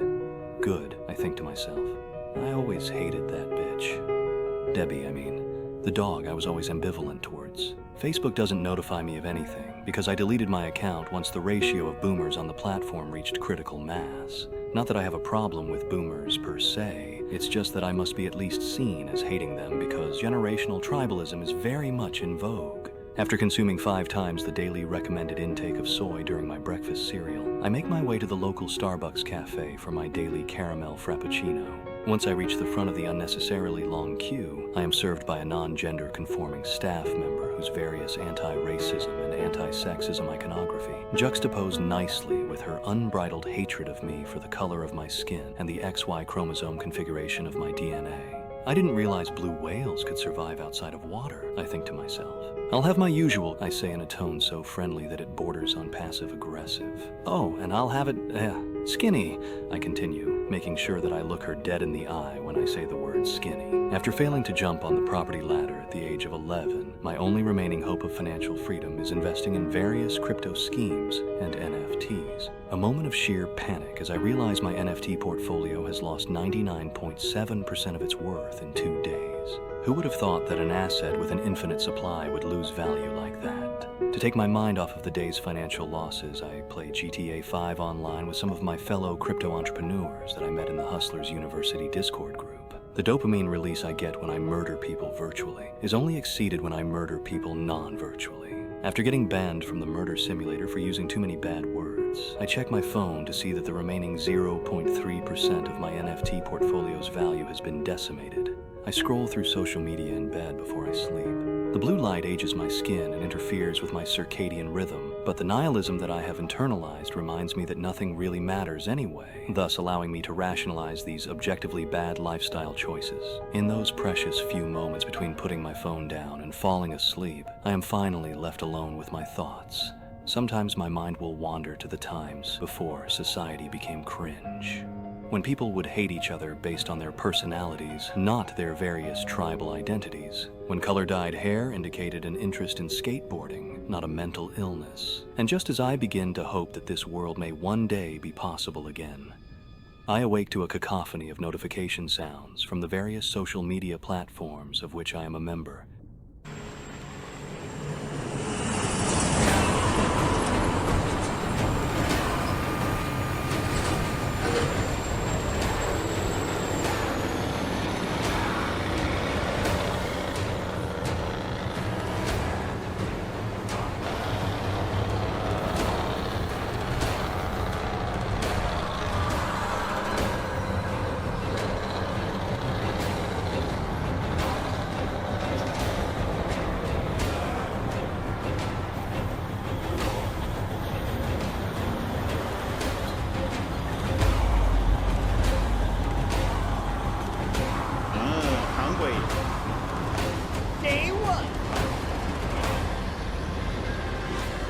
We are a nation in decline.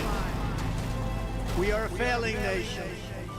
We are a nation where fentanyl and other forms of illegal drugs are easier to get than groceries to feed our beautiful families. We have become a drug-infested, crime-ridden nation.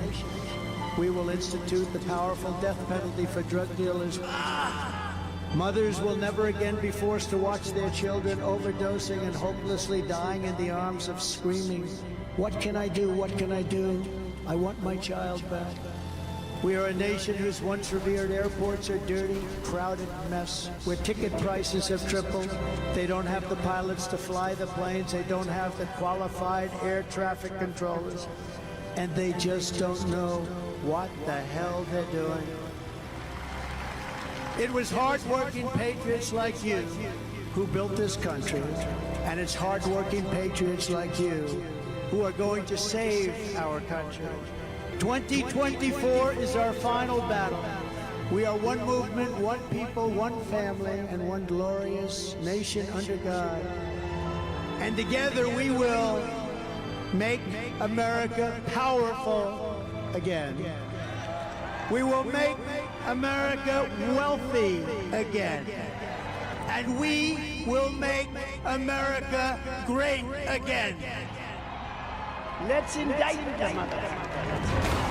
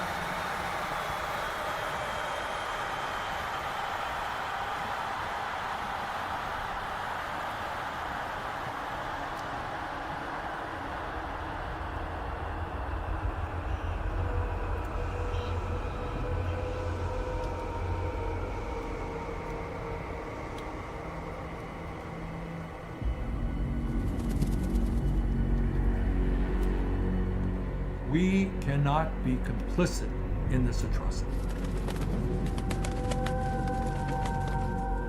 And this cruel war, it must be defeated.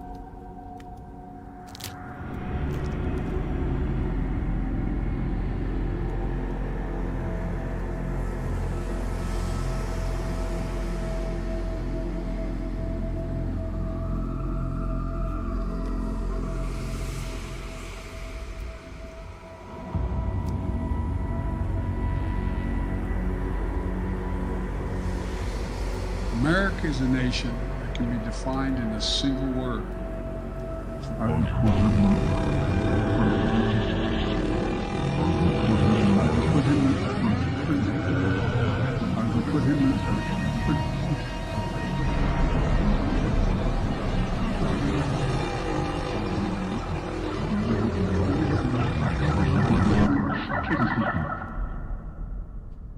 But I tell you what, I don't know about you, but I'm going to go to bed.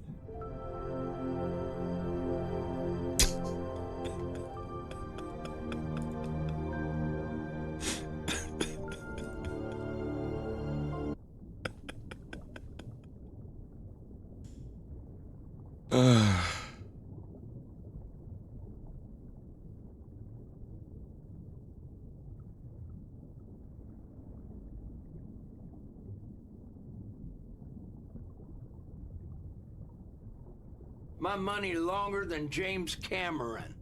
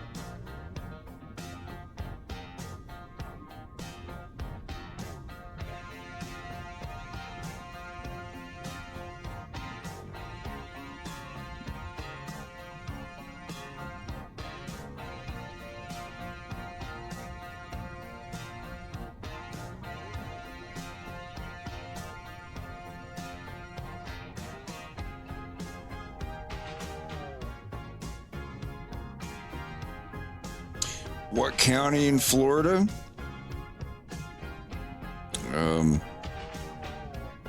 I was born in Lakeland, Florida. That's Polk County. And then when I was little, we moved a few miles west to Hillsborough County in Plant City. So I lived between Polk County and Hillsborough County for the first 19 years of my life. Then my family moved back to Tennessee. My family's originally from Tennessee and Virginia.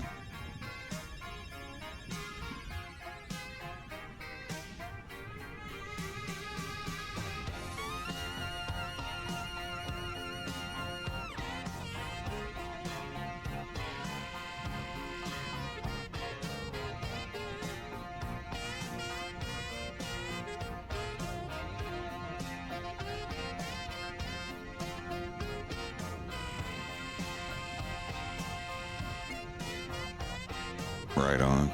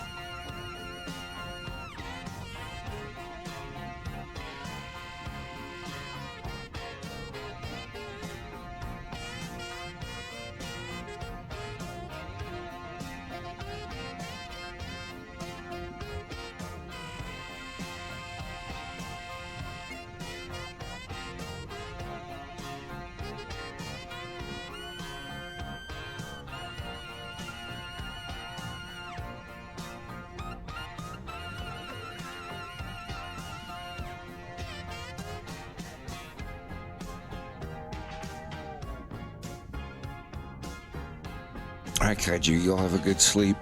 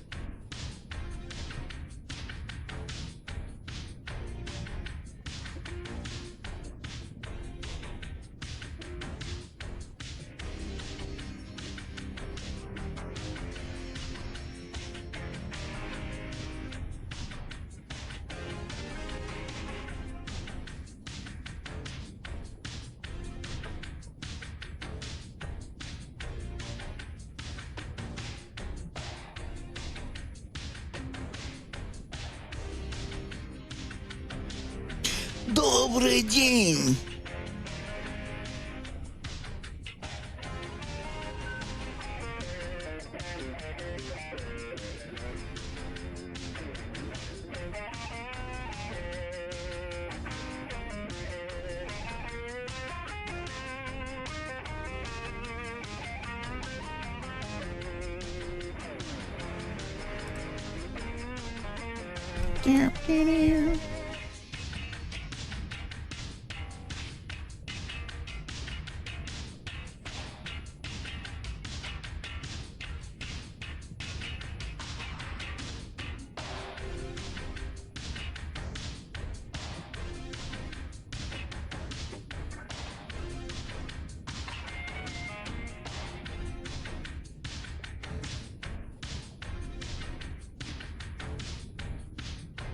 Try to render these out at twice the resolution.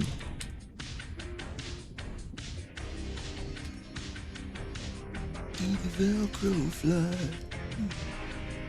Velcro fly.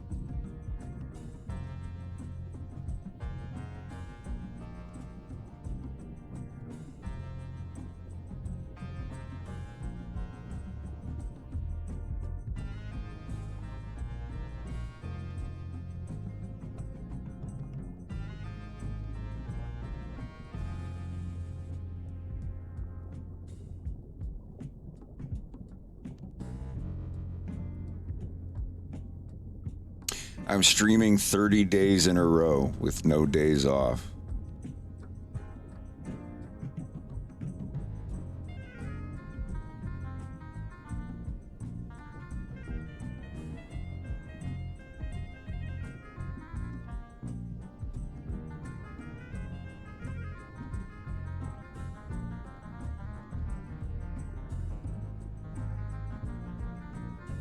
I don't know. I'd like to do it more than once a year. I'd like to do it every couple months, but yeah, we'll see.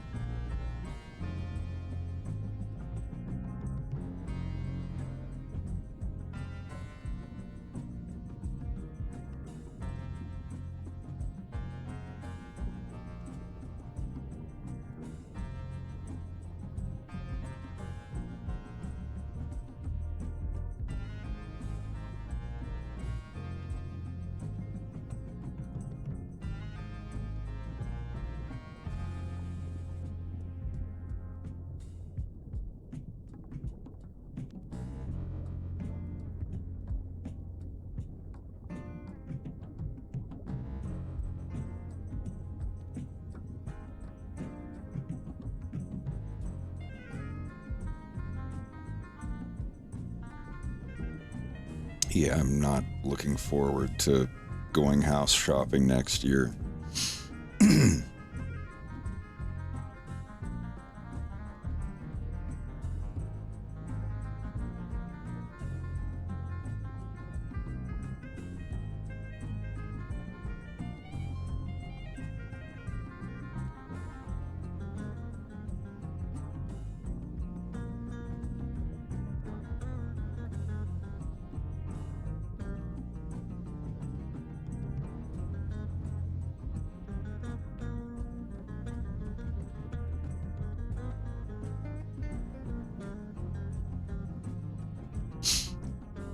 Yeah, we're looking into when the mortgage is paid off. Might be a year, might be 2 years. We'll see.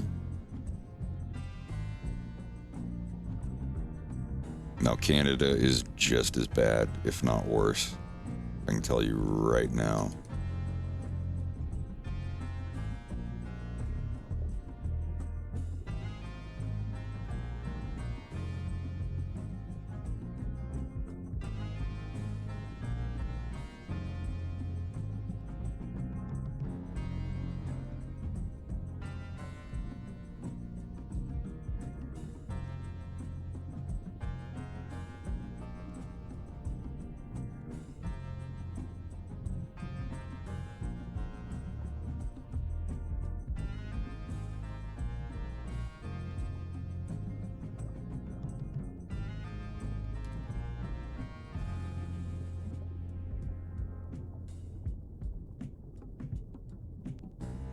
I think the Canadian election doesn't happen until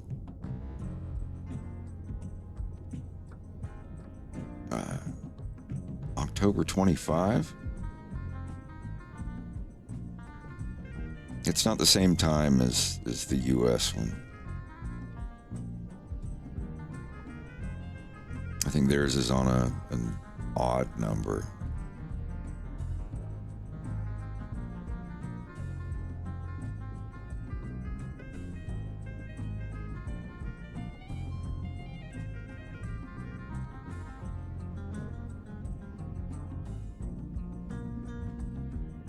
You will own nothing and you will be happy.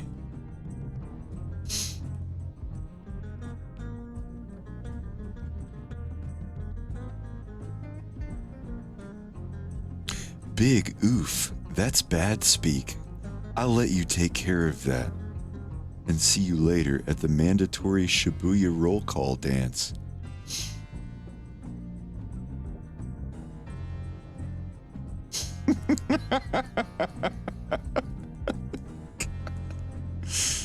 uh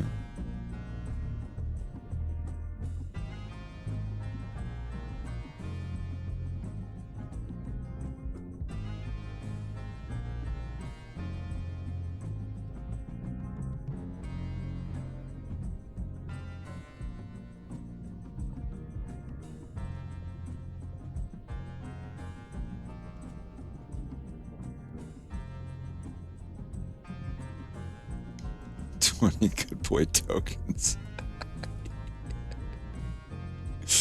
God almighty. I think that's like my favorite cartoon ever.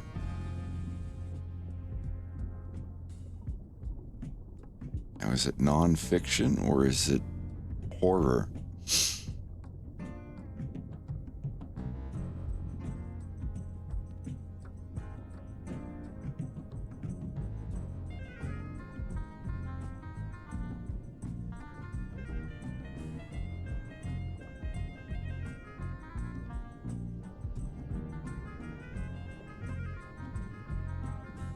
Well, I'll be right back. Everybody got back upstairs, so let me go see what they're doing.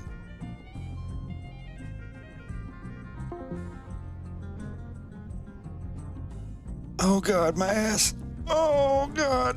Sorry, I went to the gym like 3 days in a row, really hard. And yesterday was leg day, so every single muscle in my body now feels like it was run over by a slow truck. Anyway, I'll be right back.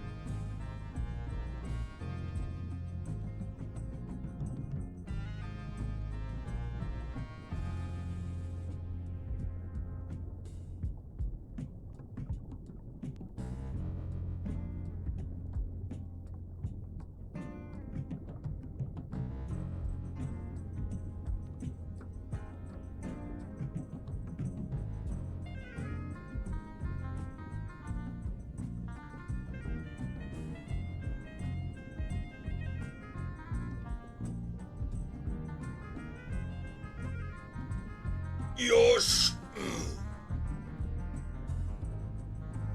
Stinky snack cheese. I don't know.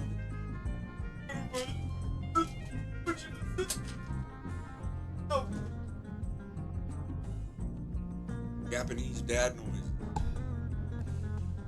Yo, gosh.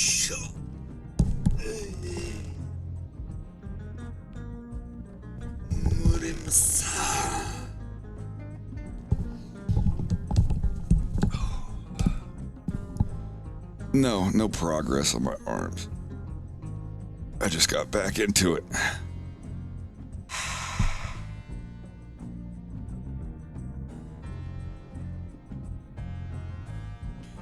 I mean, they are thicker than they've ever been.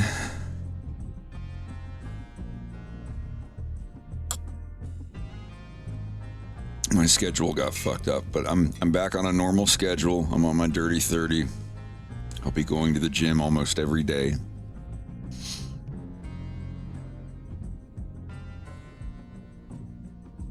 Might go tomorrow. No, probably shouldn't. My arms are a little bit better. My legs definitely not. Tomorrow will definitely be an arms day.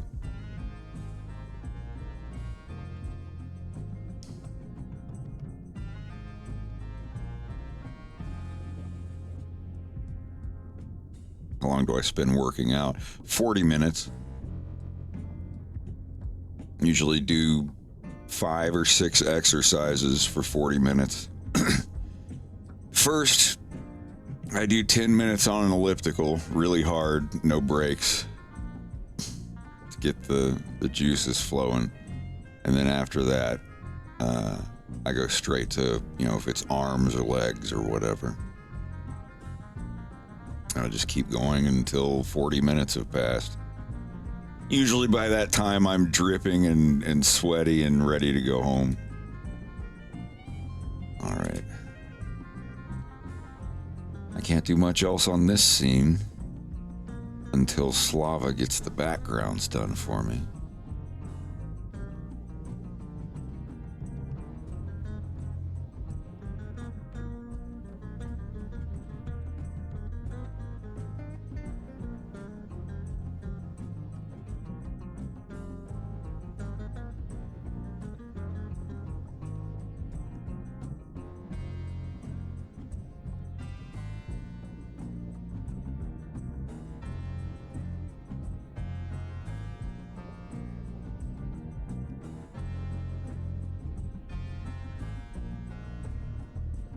But that's my rule, like no less than 40 minutes, whatever workouts I'm doing.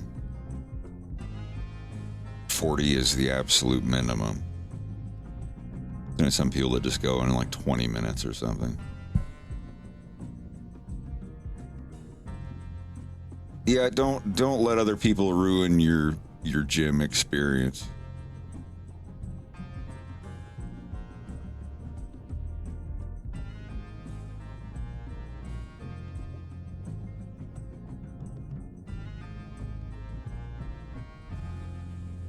That's what I forgot when I'm here.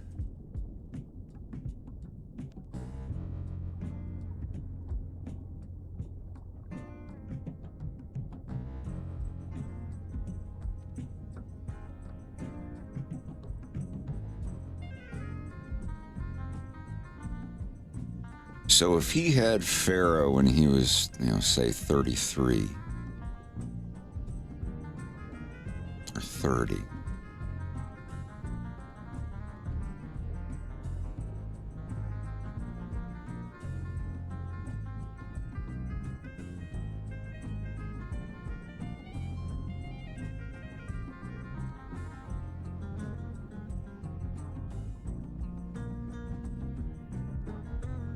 You gotta do what you can do. You don't have to come home feeling like shit every day. So if he was 30 or so, 31, that means he'd be 41, 47. So he would be in his late 40s here.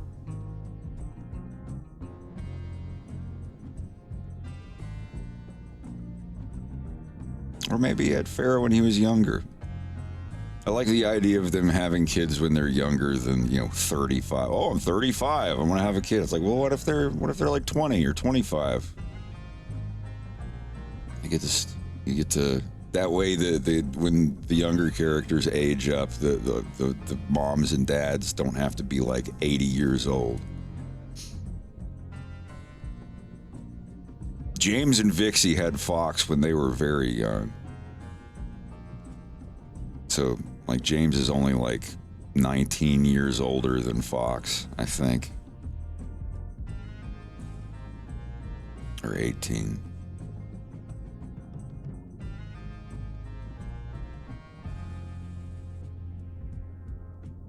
Oh, this is a dinky piano. I modeled this. It's horrible. I modeled this like 5 years ago when I was learning Blender. All the needless extra faces on it. This piano will be replaced. This is just here as a placeholder because, I was like, I need a piano. Oh, wait.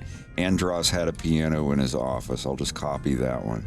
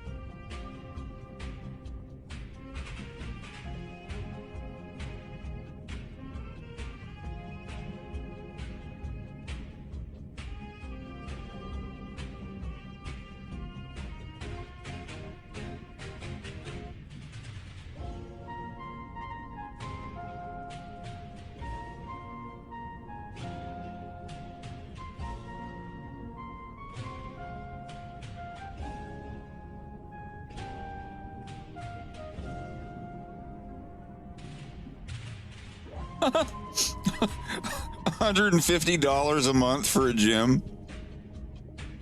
Wow. Did they give you a happy ending?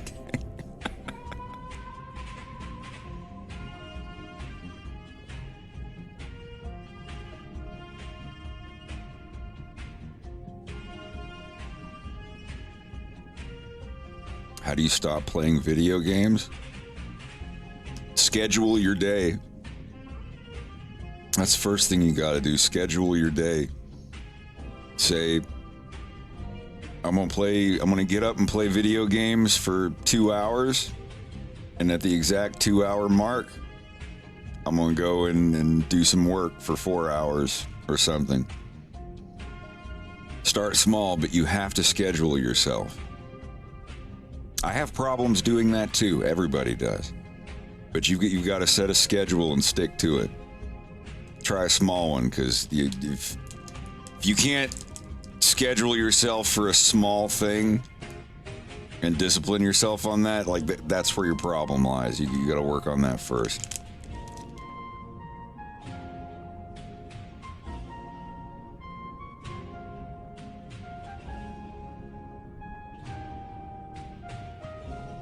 Our premium membership here at Planet Fitness is $25 a month, and that's Canadian, so it's like $20 US a month.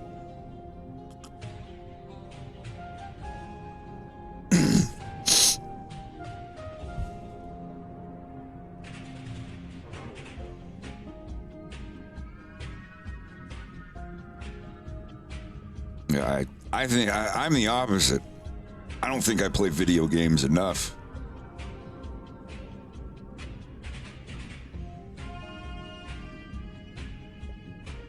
Now, 2 hours of video games a day is plenty.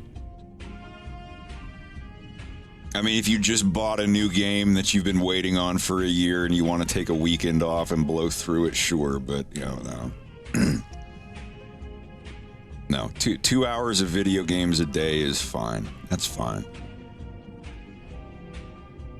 I know people that play 8 hours a day. That's all they do. They come home and they just sit on MMO, whatever, and just blow 8 hours a day. I see people that have 10,000 hours in a video game. It's like, you could have learned Mandarin. You could have used 10,000 hours and like you could speak a really difficult language and get a job with that. I have one game that I spent more than 1,000 hours in, and that game's been out since like 2013. Most of the time in that was programming and building levels for it, so not to justify it, but it makes it a little less bad.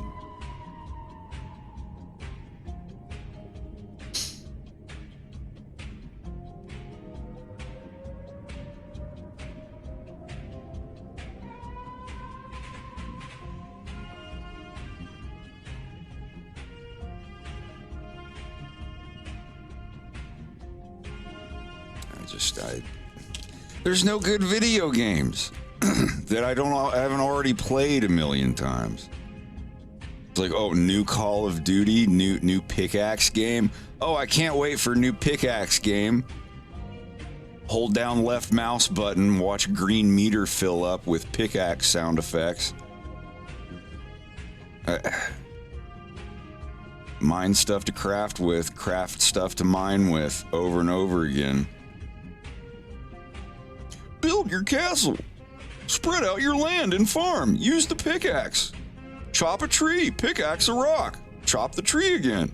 Pickaxe the rock again. Hold the button down. Fill up the green meter with the pickaxe. Get the thing. Craft the thing. Like, I'm sorry. I'm starting to get fatigue.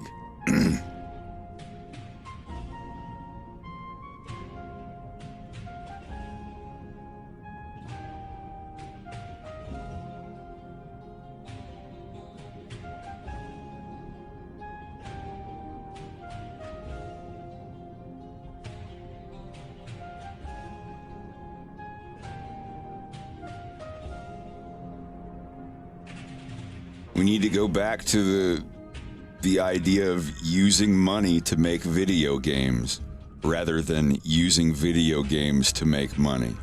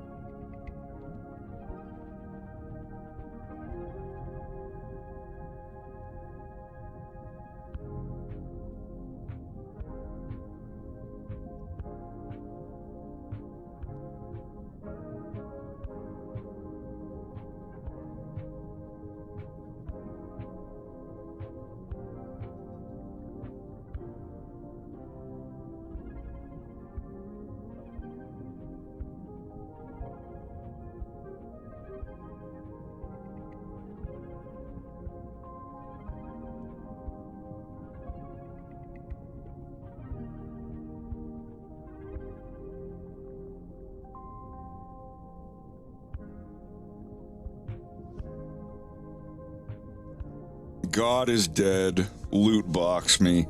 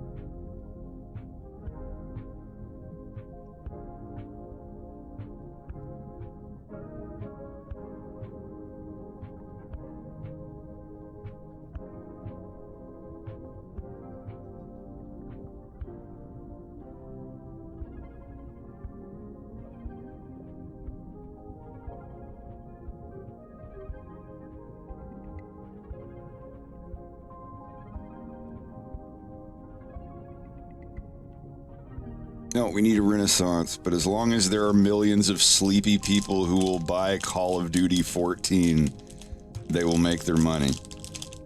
As long as there are sleepy people who will keep watching movies that suck just for the sake of hate watching them, they will make money. They've already figured that out, you know.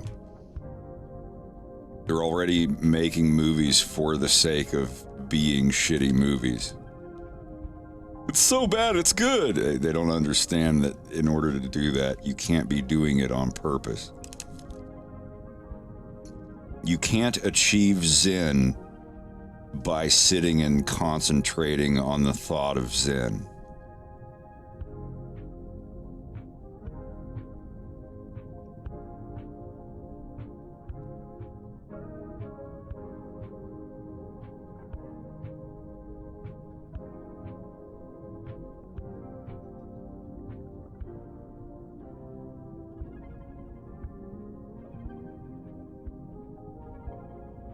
I'm watching it ironically, huh? But you still paid for it. They still made their money. To them, it's no different.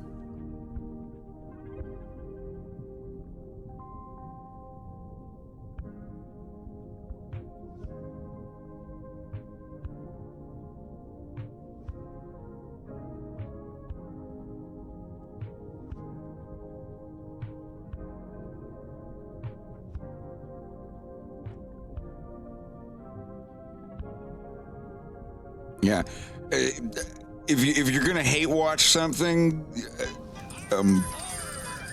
well,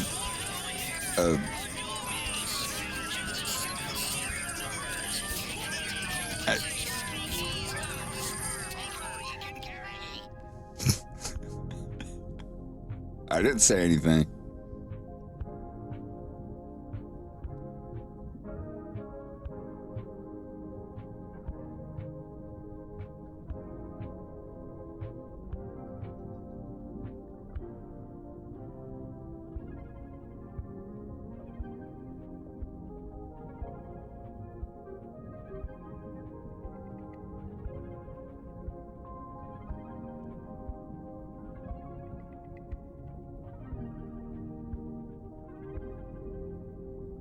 Grape shot put key on the poster.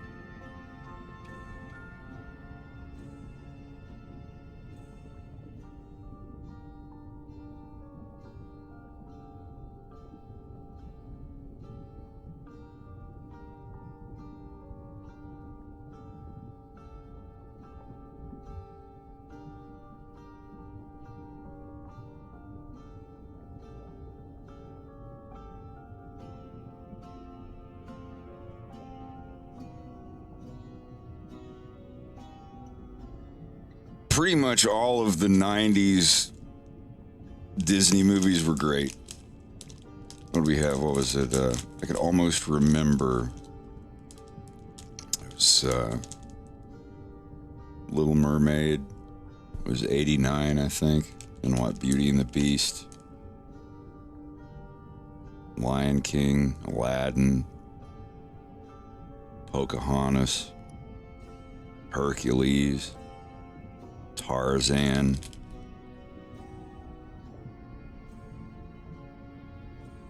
Hunchback. Atlantis. God, what a fun movie Atlantis was. That was a fun one.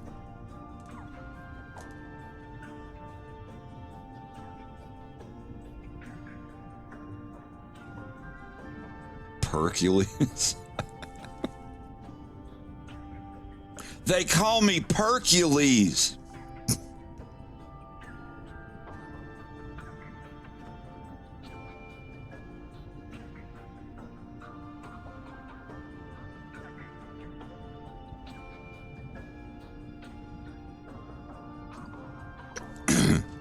And then, yeah, Atlantis. Atlantis was fun.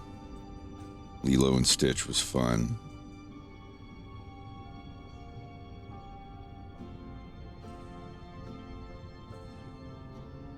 Hydronius Codonius, son of Percocets. Percocets.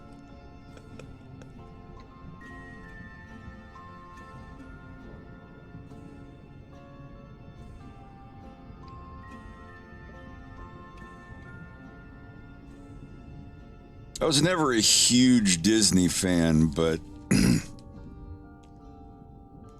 they really make people like their old stuff when they put out the shit they've been putting out. Yeah, the stuff lately has been absolute fart garbage. Call me alt-right, call me a bigot, whatever, I don't care. You can call me whatever names, it doesn't change the fact that your movies suck.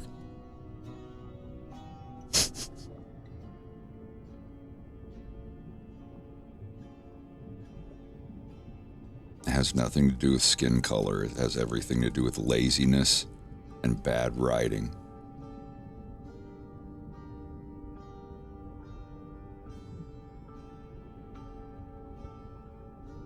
A chick was fine to play Ariel. All the actors in the new Little Mermaid live action were fine. Even Melissa McCarthy, she did a great job as Ursula with what she was given. But the whole Under the Sea sequence, you know, where it's like the newt play, the flute, the cop play, the harp and all that, and they're showing all the fish. The entire sequence was an empty ocean floor with a starfish that was duplicated, spinning around. They just took the CG model of a starfish and they did this number. And they're all just the newt play, the flute, the cop play, the harp,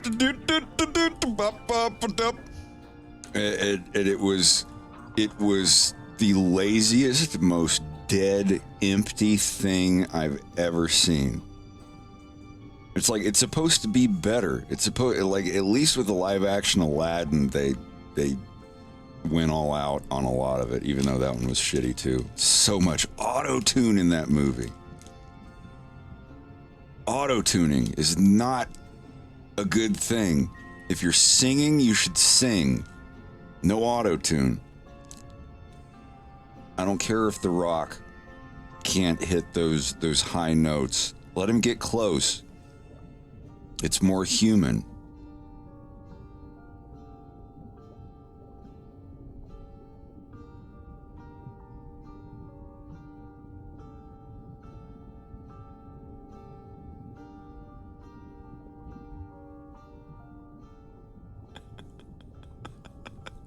Shared it. I love it. The song. It's so good.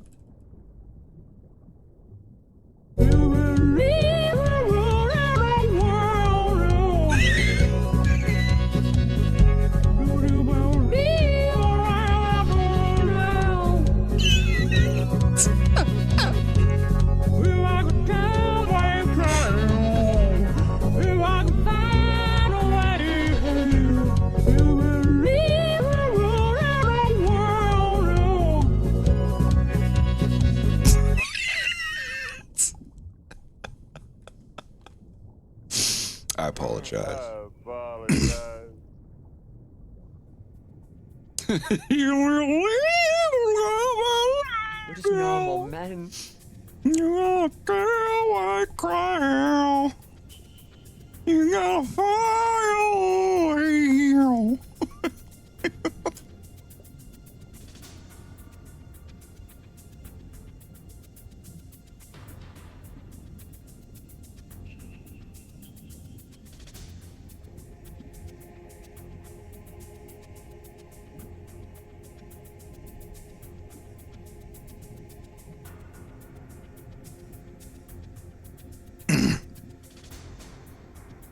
Music that'll fix the low birth rates, Volume 1. Now, music that'll make you take the condom off, Volume 3.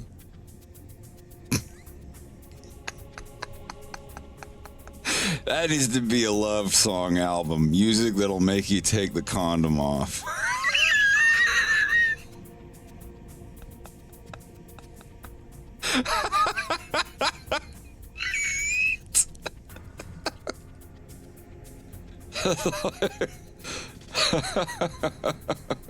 Let love lift us up where we. Oh man, I took the. I got all misty and took the rubber off. And now you're here, son. That is your story thus far.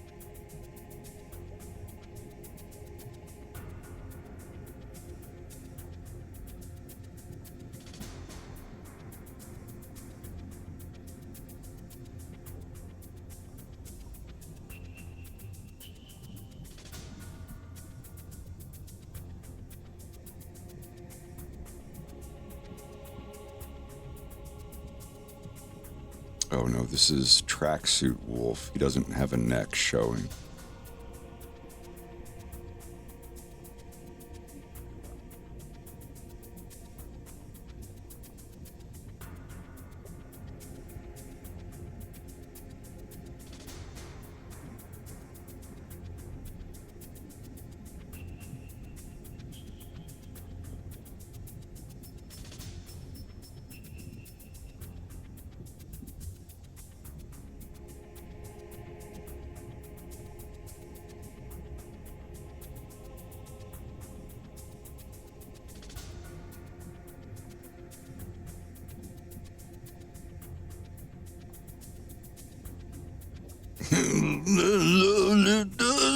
Where we belong.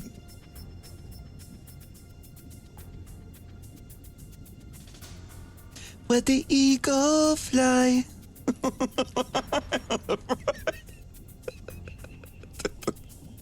Didn't they have William Hung come back and do that song in a duet with Joe Cocker?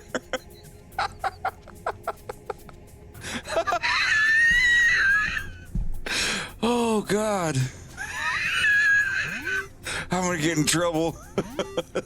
Damn Phoenix, hello. And friends. И друзья, как вы себя чувствуете? Now I have the Dixon Dallas good-looking song. This is some good country music. There's something about the way you look in my eyes. Like a starry night, you light up my sky. You lean in closer and my heart starts to pound. I heard you sigh, you know I love that sound. He's bouncing off my booty cheeks, I love the way he rides. I can hardly breathe when he's pumping deep inside. I kiss him on his neck and then he he kisses on my pussy. Call him daddy while I holler, man, that boy's so damn good looking. We made love and then he kissed me, I don't want it to end. Every day we spend together, I fall more into him. That boy, he takes my breath away. I can't find the words to say, so I wrote this little note. Kiss it, seal it, so you know I've got some time, if you've got some time too. You've been on my mind, baby, let me remind you while I lay you down. I can't get enough, I'm stuck in your love, that's fine with me. Nowhere else I wanna be. Haze bouncing off my booty cheeks, I love the way he rides. I can hardly breathe when he's pumping deep inside. I kiss him on his neck and then he kisses on my pussy. Call him daddy while I holler, man, that boy's so damn good looking. You can be my king, no, this ain't just a fling. I'm all in, baby, I'm falling. You can be my king. Pick one. No, this ain't just a fling. I'm all in, baby, I'm falling. Haze bouncing off my booty cheeks, I love the way he rides. I can hardly breathe when he's pumping deep inside. I kiss him on his...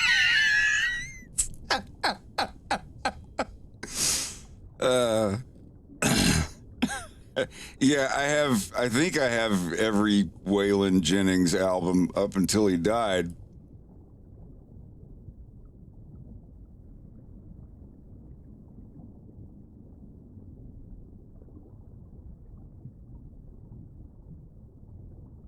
Here's a good one.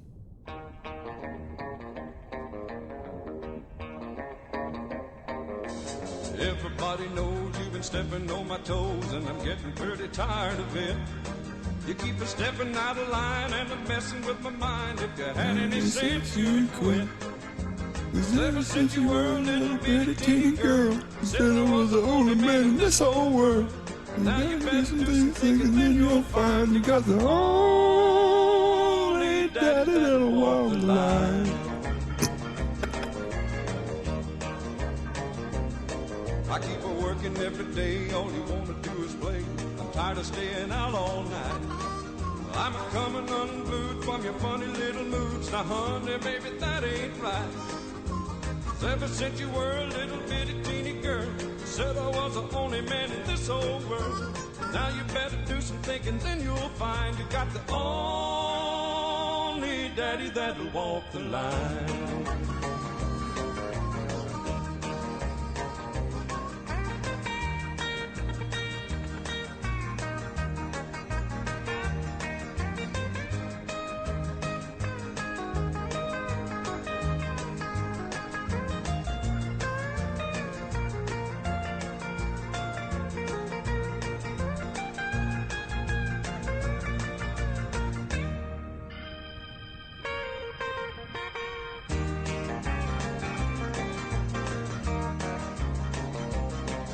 Keep a packing up my clothes, nearly everybody knows that you're still just a putting me on. When I start a walking, gonna hear you start a squawking and a begging me to come back home. 'Cause ever since you were a little bitty teeny girl, you said I was the only man in this whole world. Now you better do some thinking, then you'll find you got the only daddy that'll walk the line. You got the only daddy that'll walk the line.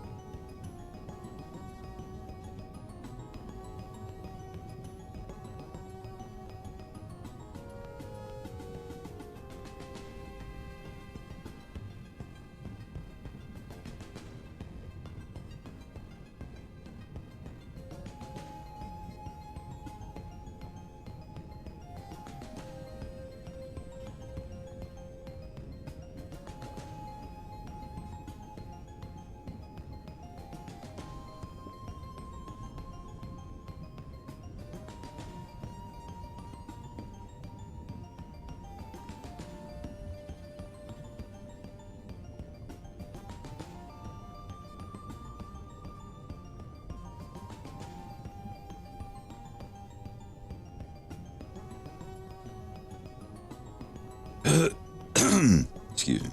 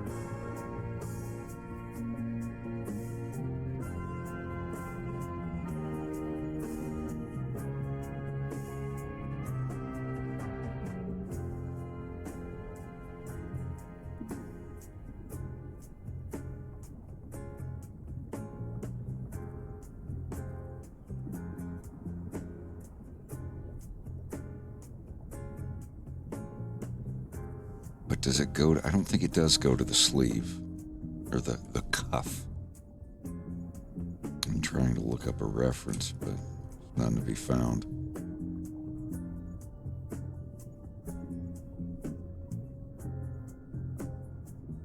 I don't think it goes to the hem either.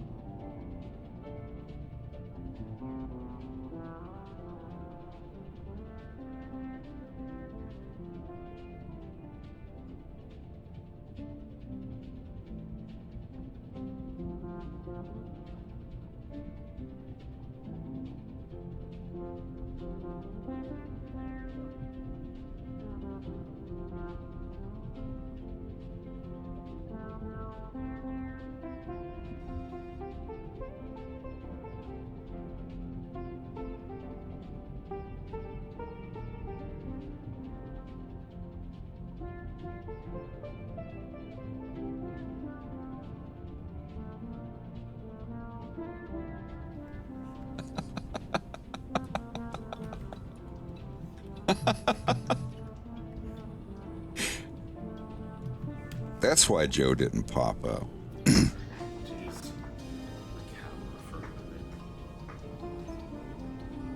So, I'm going to lurk.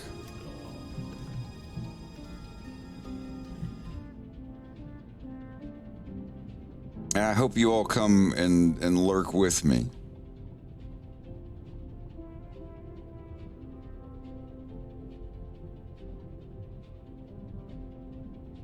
And I will definitely be back tomorrow.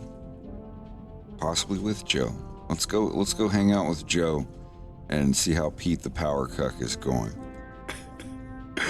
Y'all have a good one. I'll see you tomorrow.